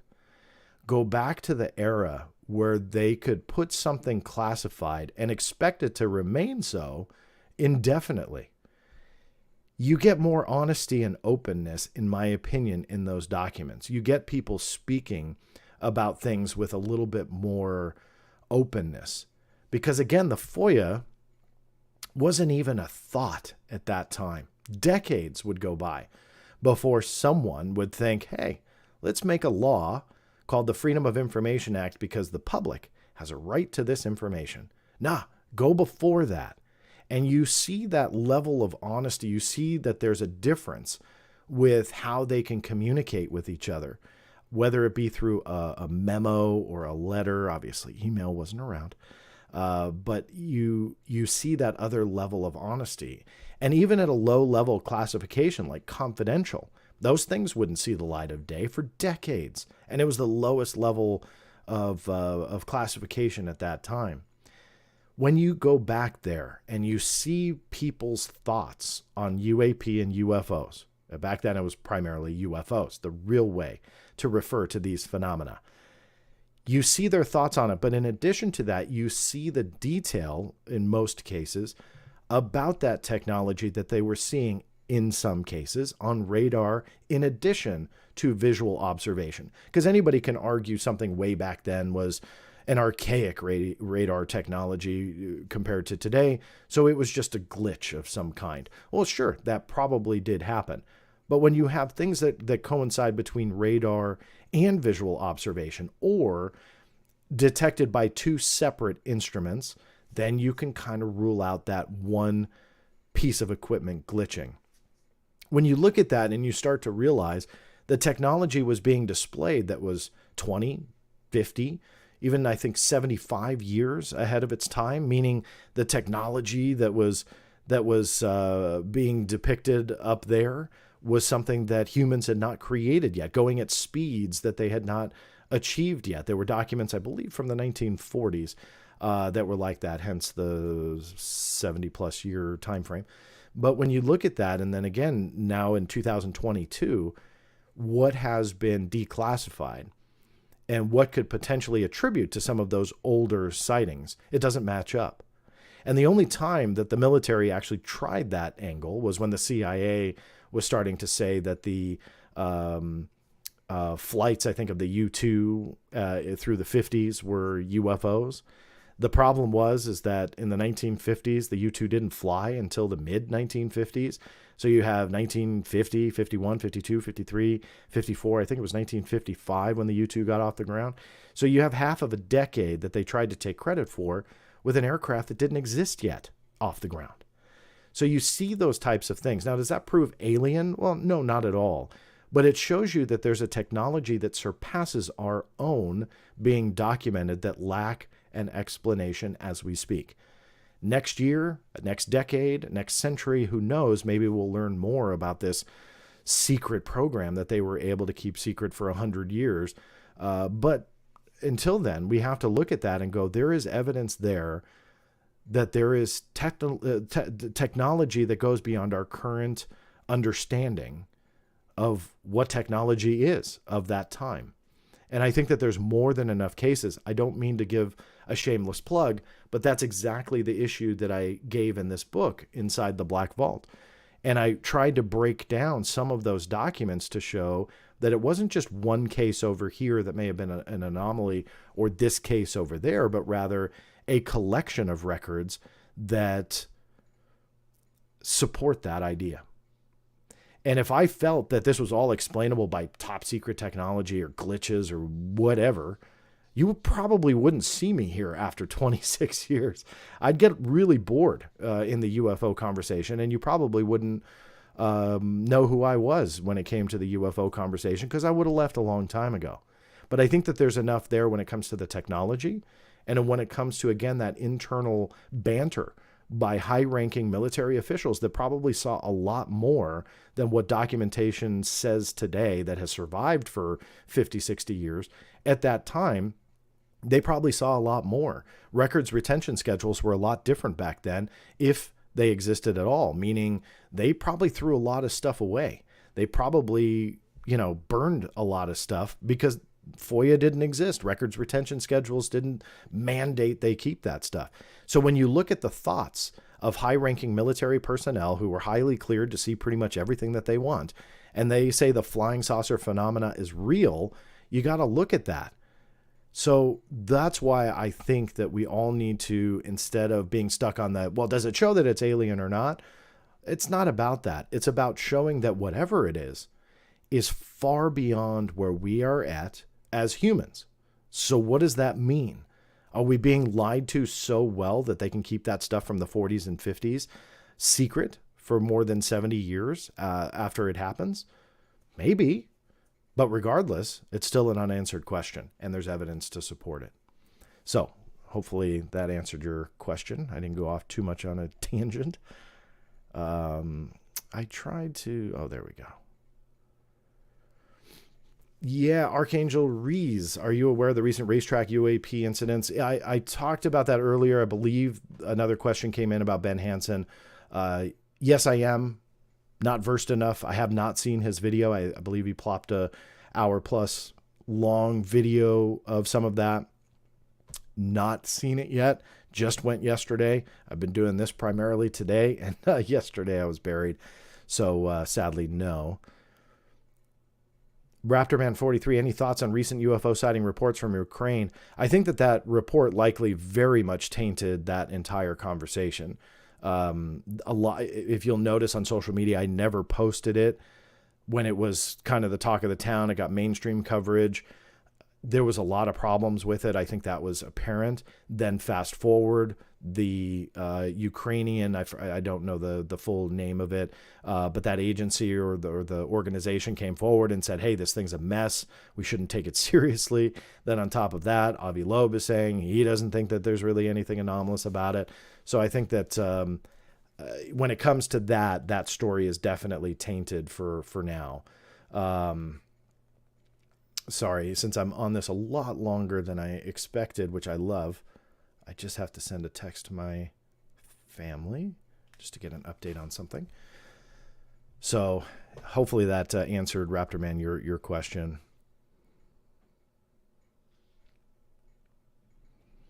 Have you ever, I'm guessing, heard of... So Julian Collin, I think what you mean, have you ever heard of the Virginia incident from Brazil? Yes, I have, for many, many years. I used to host a radio show with Dr. Roger Lear, who was big on that with AJ Gavard, and we had AJ Gavard on years ago. I've been meaning to dig out those interviews. I still have them. They were a long time ago, but we had some great times. They were all audio, but We had a lot of fun. But anyway, we had interviewed AJ, I believe, I forget what year it was, but way back then. What do you think about the James Fox movie that is yet to be released but seems fascinating?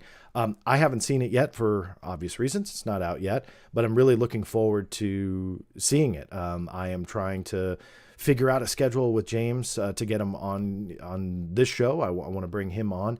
He's a great guest. I've known James as well for a very long time, and I know his past work is excellent. It always gets rave reviews. I'm sure this one will be very much the same caliber, but past that, I haven't seen it. Looking forward to it, though. Steve Long, John, do you have any inklings as to what inquiry the Pentagon could possibly be citing for denying release of the Elizondo Inspector General? Yes. I do. I assume, Steve, you mean... Let me see. Hold on. It's behind the scenes. I can do this. Elizondo... Hold on. I'm going to look this up so I can read this to you. I don't think I published it. Complaints filed. Okay, so bear with me here. This is the joys of live. Hopefully I did that right. Who knows? Hold on. Because I can answer your question with graphics, with evidence. Before I share this, let me make sure that it's not showing anything.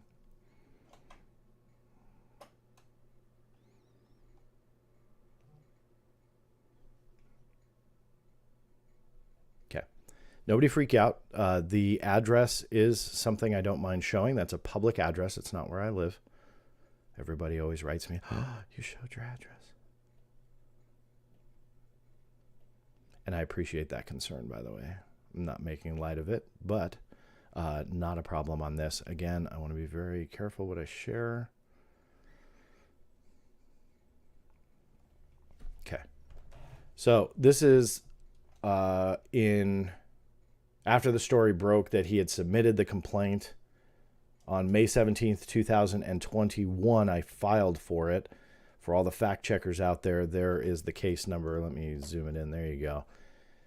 Please be advised that any documents that may be responsive to your request, which I had asked for, let me preface it, all complaints, records, memos submitted to the DoD Office of the Inspector General regarding Mr. Luis Elizondo submitted either by Mr. Elizondo, his attorney, or any other representative acting on his/their behalf.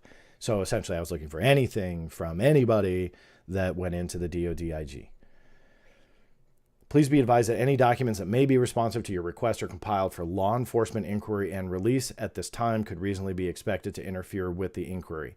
As such, 5 U.S.C. Section 552, which is the FOIA, Exemption B7A of the FOIA provides for withholding records or information compiled under these circumstances.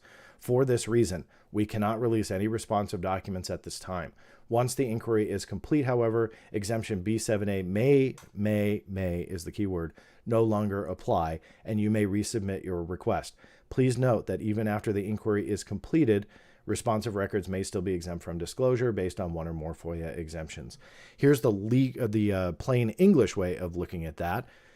What they're saying is, because it was fresh after he submitted it, that it was compiled for a potential law enforcement inquiry. And I say potential because it's never been confirmed that they actually did anything with it. But at that time frame, they could have. So in the eyes of the legal way of looking at this, they had compiled the document for an inquiry regarding law enforcement, which is Exemption B7 under the FOIA. The latter part of that statement that I just read to you says that if they do the inquiry, they make a final report. For years and years and years and years, I have posted Inspector General reports that they have completed. When they complete an investigation, they publish these things. So I've published them for years. If they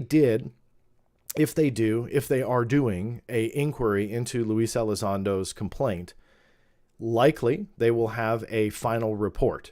The final report could say Elizondo has proven 16 charges should be filed against 16 different people, or Luis Elizondo did his complaint, we have found no wrongdoing, and they close the case, or a multitude of other outcomes.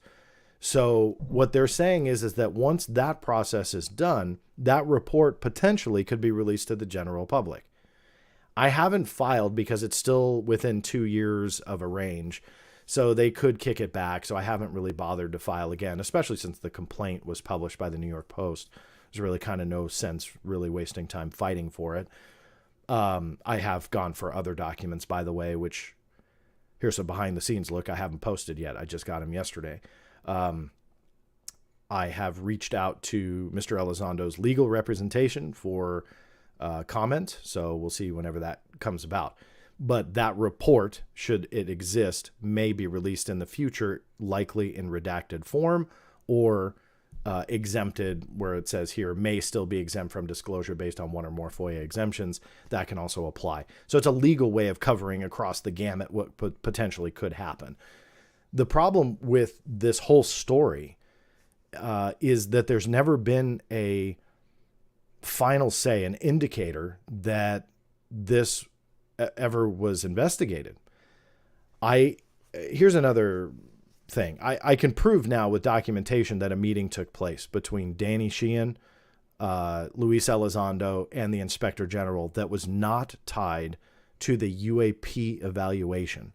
So I do have documents on that now. What I'm reaching out for is comment on what happened after, and we'll see what happened. Here's another fun fact that I haven't announced yet. We'll see who wants to leak it out there on Twitter. It was recorded.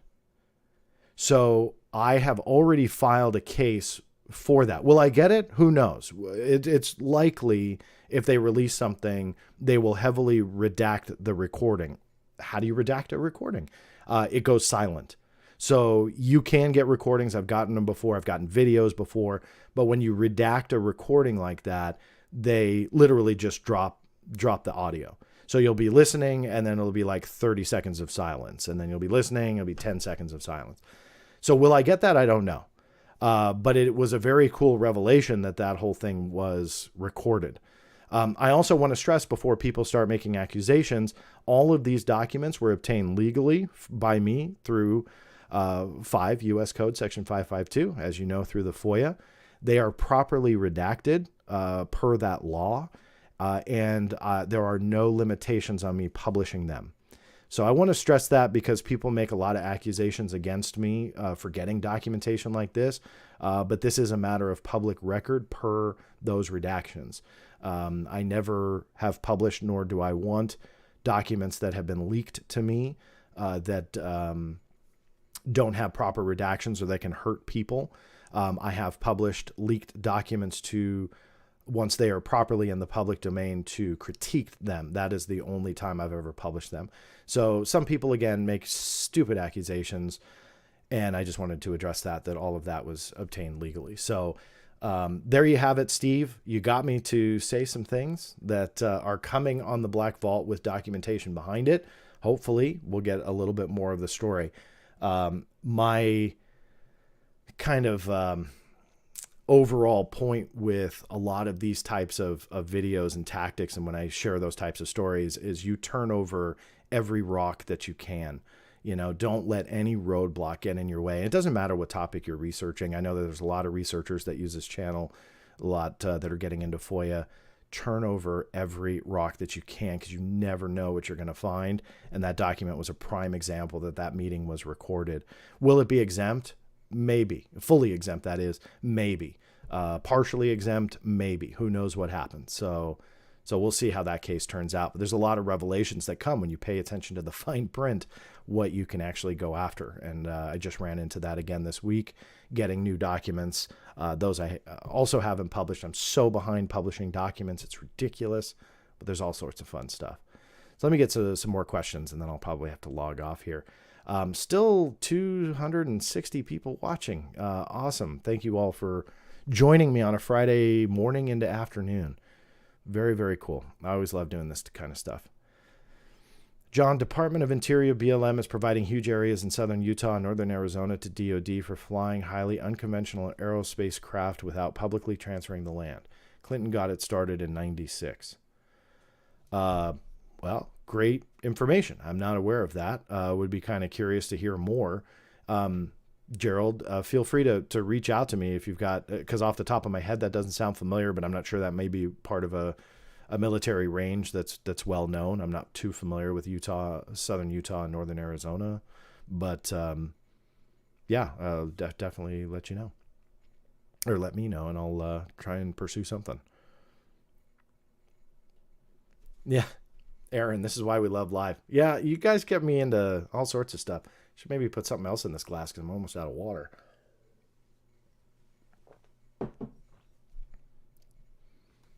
Did any of Roger Lear's material end up with Elizondo to get tested with the military? So, well, I've never heard that said. There have been 32.5 million podcast interviews that Mr. Elizondo has done, so I don't know.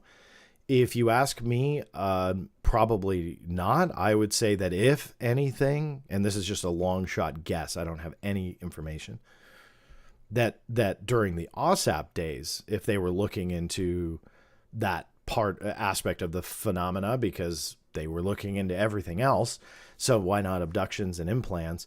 But when it came to ATIP and Mr. Elizondo's story, he said that he was focused on more of the nuts and bolts aspect of UAP and how it affected the military and so on. Far cry from the alien implant story. So if you ask me, that likely never happened, but who knows? Maybe in some podcast far, far away that I never heard, he admitted something. I'm not real sure. Should FOIA actions taken to email deletion as what system did the deed? I'm sorry, I'm happiness within. If you want to rephrase that, I'm not entirely sure what you might be asking.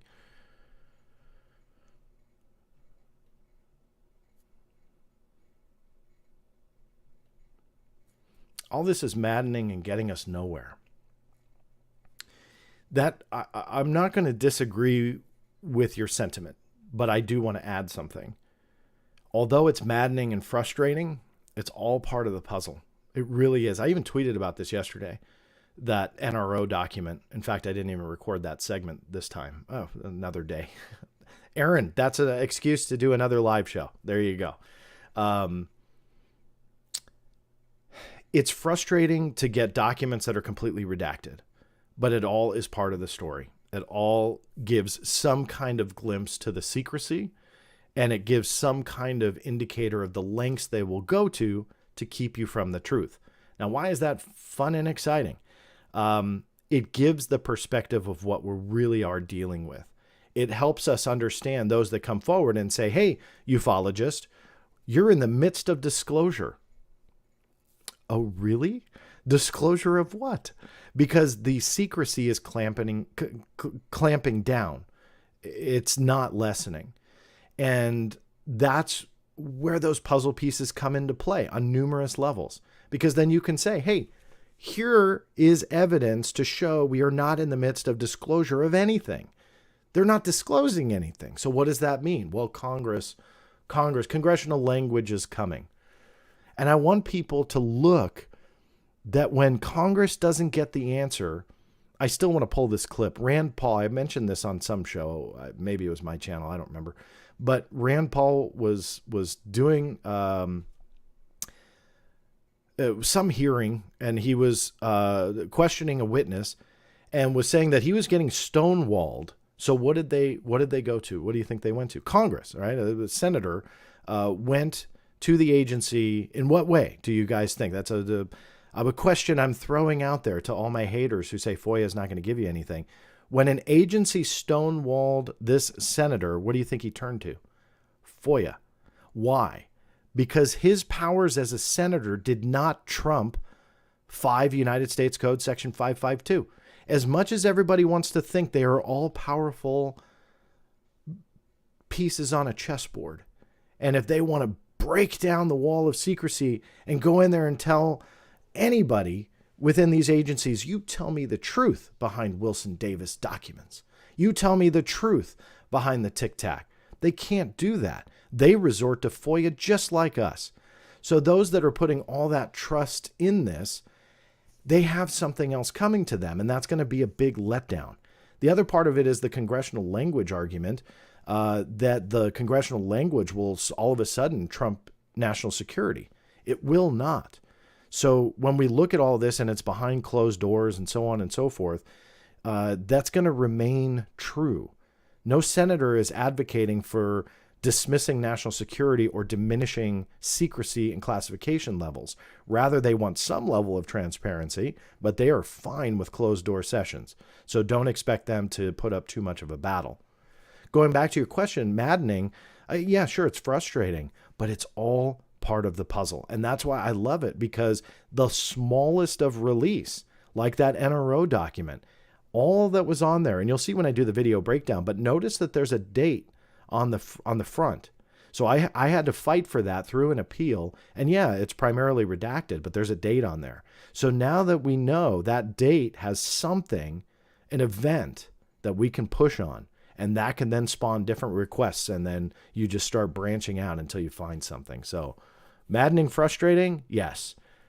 End of the story. No.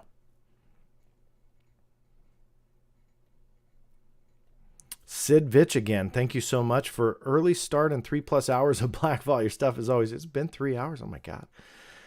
3 hours and 6 minutes we're going on. Yeah. It's been a heck of a live stream. I'm almost out of water here. Maybe I should get that. Yeah.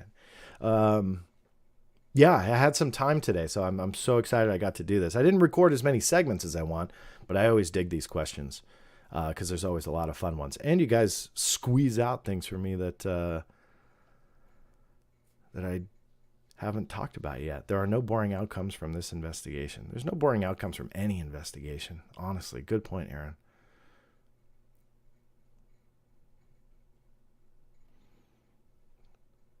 Six IX Pool. Hey, John, love your show. Thank you for that. I really do appreciate it.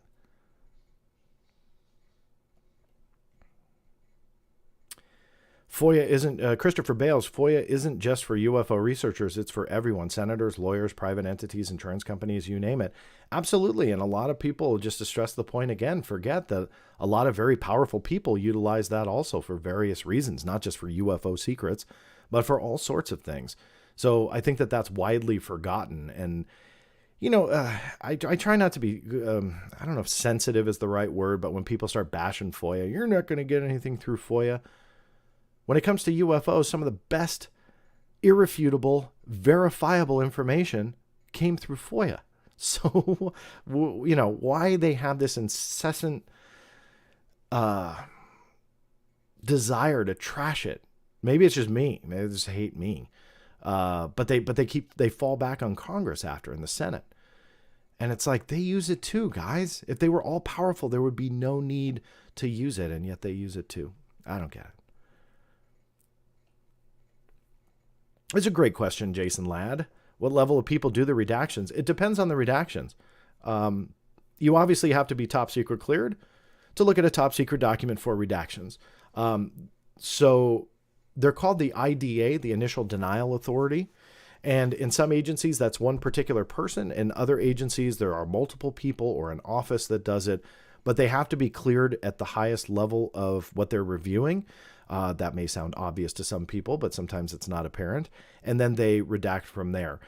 Their decision is based on U.S. code, which is the FOIA, in addition to any internal statutes that may apply. So that's exemption B3 of the FOIA. And then that branches out into what are these statutes. And the NSA, the CIA, they all have these, we'll call them extra exemptions. They're not, that's not the technical term, but it's the easiest way to explain it. That exemption B3 through FOIA exemption says, hey, you can cite this CIA statute to black that out.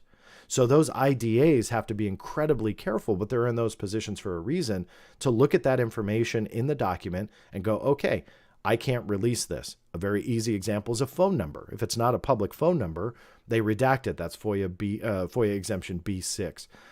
So you have all sorts of different exemptions and categories. There's 9 under FOIA, a couple of which are very, very common, a couple of which are not. And then the statutes can come back and bite you. So that's a little bit about the level of people that do this.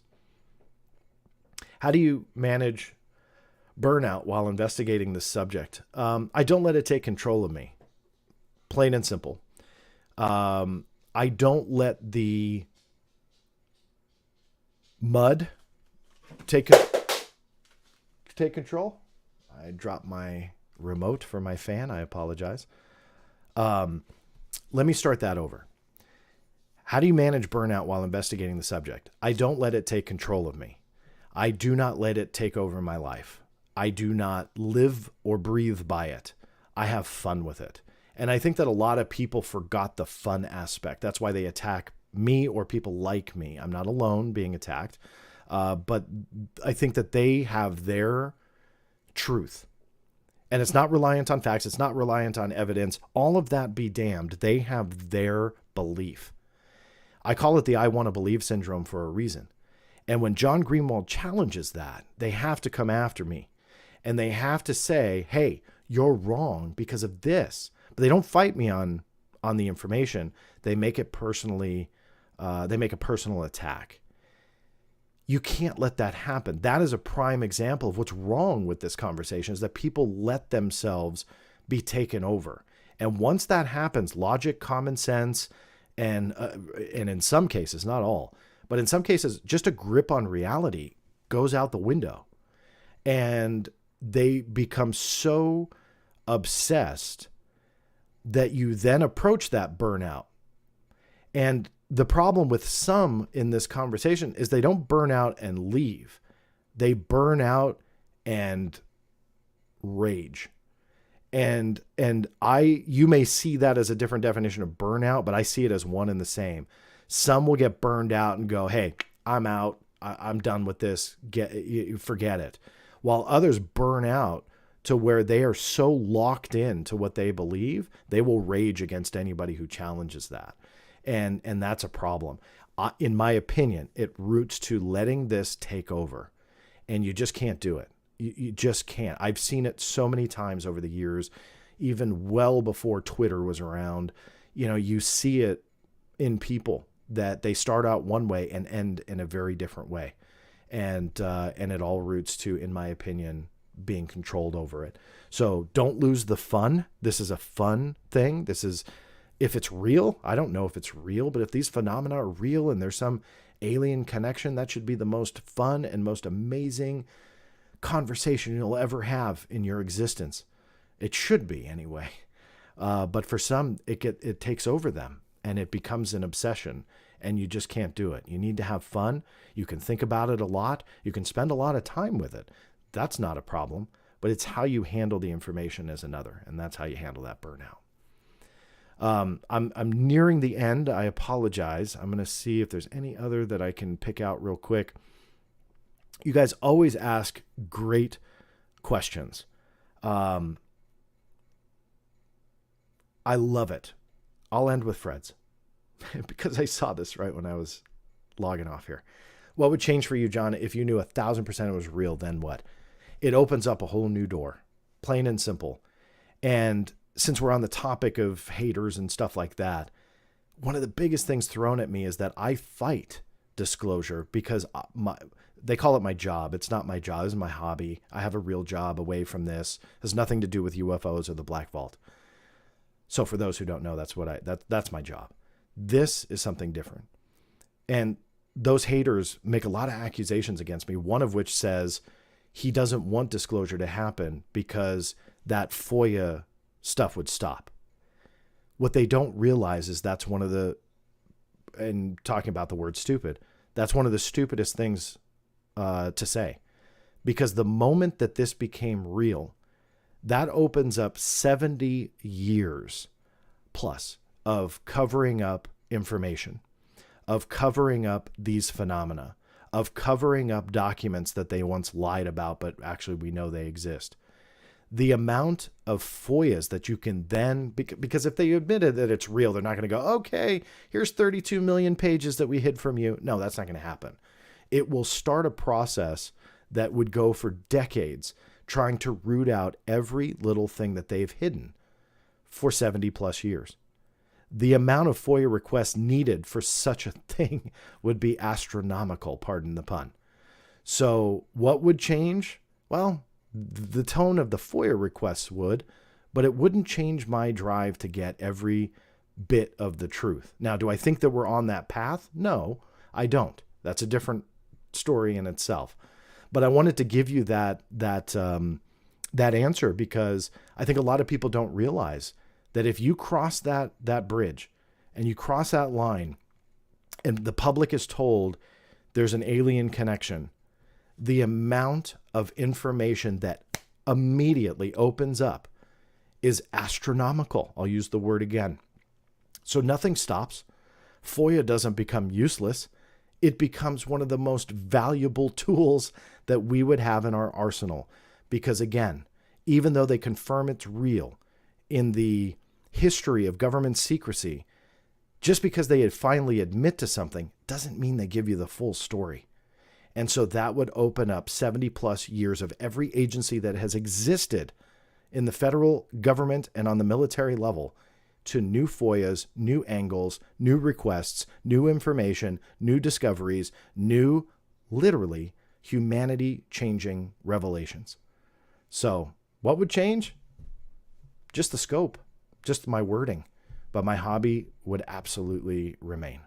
And I wish more haters would realize that, because it would be awesome for someone like me to have that happen. So why they think otherwise is a really silly thing to say. That said, I got to go. Love you guys for sticking around, for those who have been here. Didn't really intend to be here this long, but I am so glad that I did it. Yes, to Aaron, if he is still here, I will try and do more live shows, time permitting. But I always have a blast. Thank you guys. Again, always thumbs up, share, all that good jazz. Please make sure that you're connected with me on all the social media platforms. Other than that, thank you guys. Have a wonderful Friday evening, wherever you might be on the planet, and weekend, and we'll see you soon.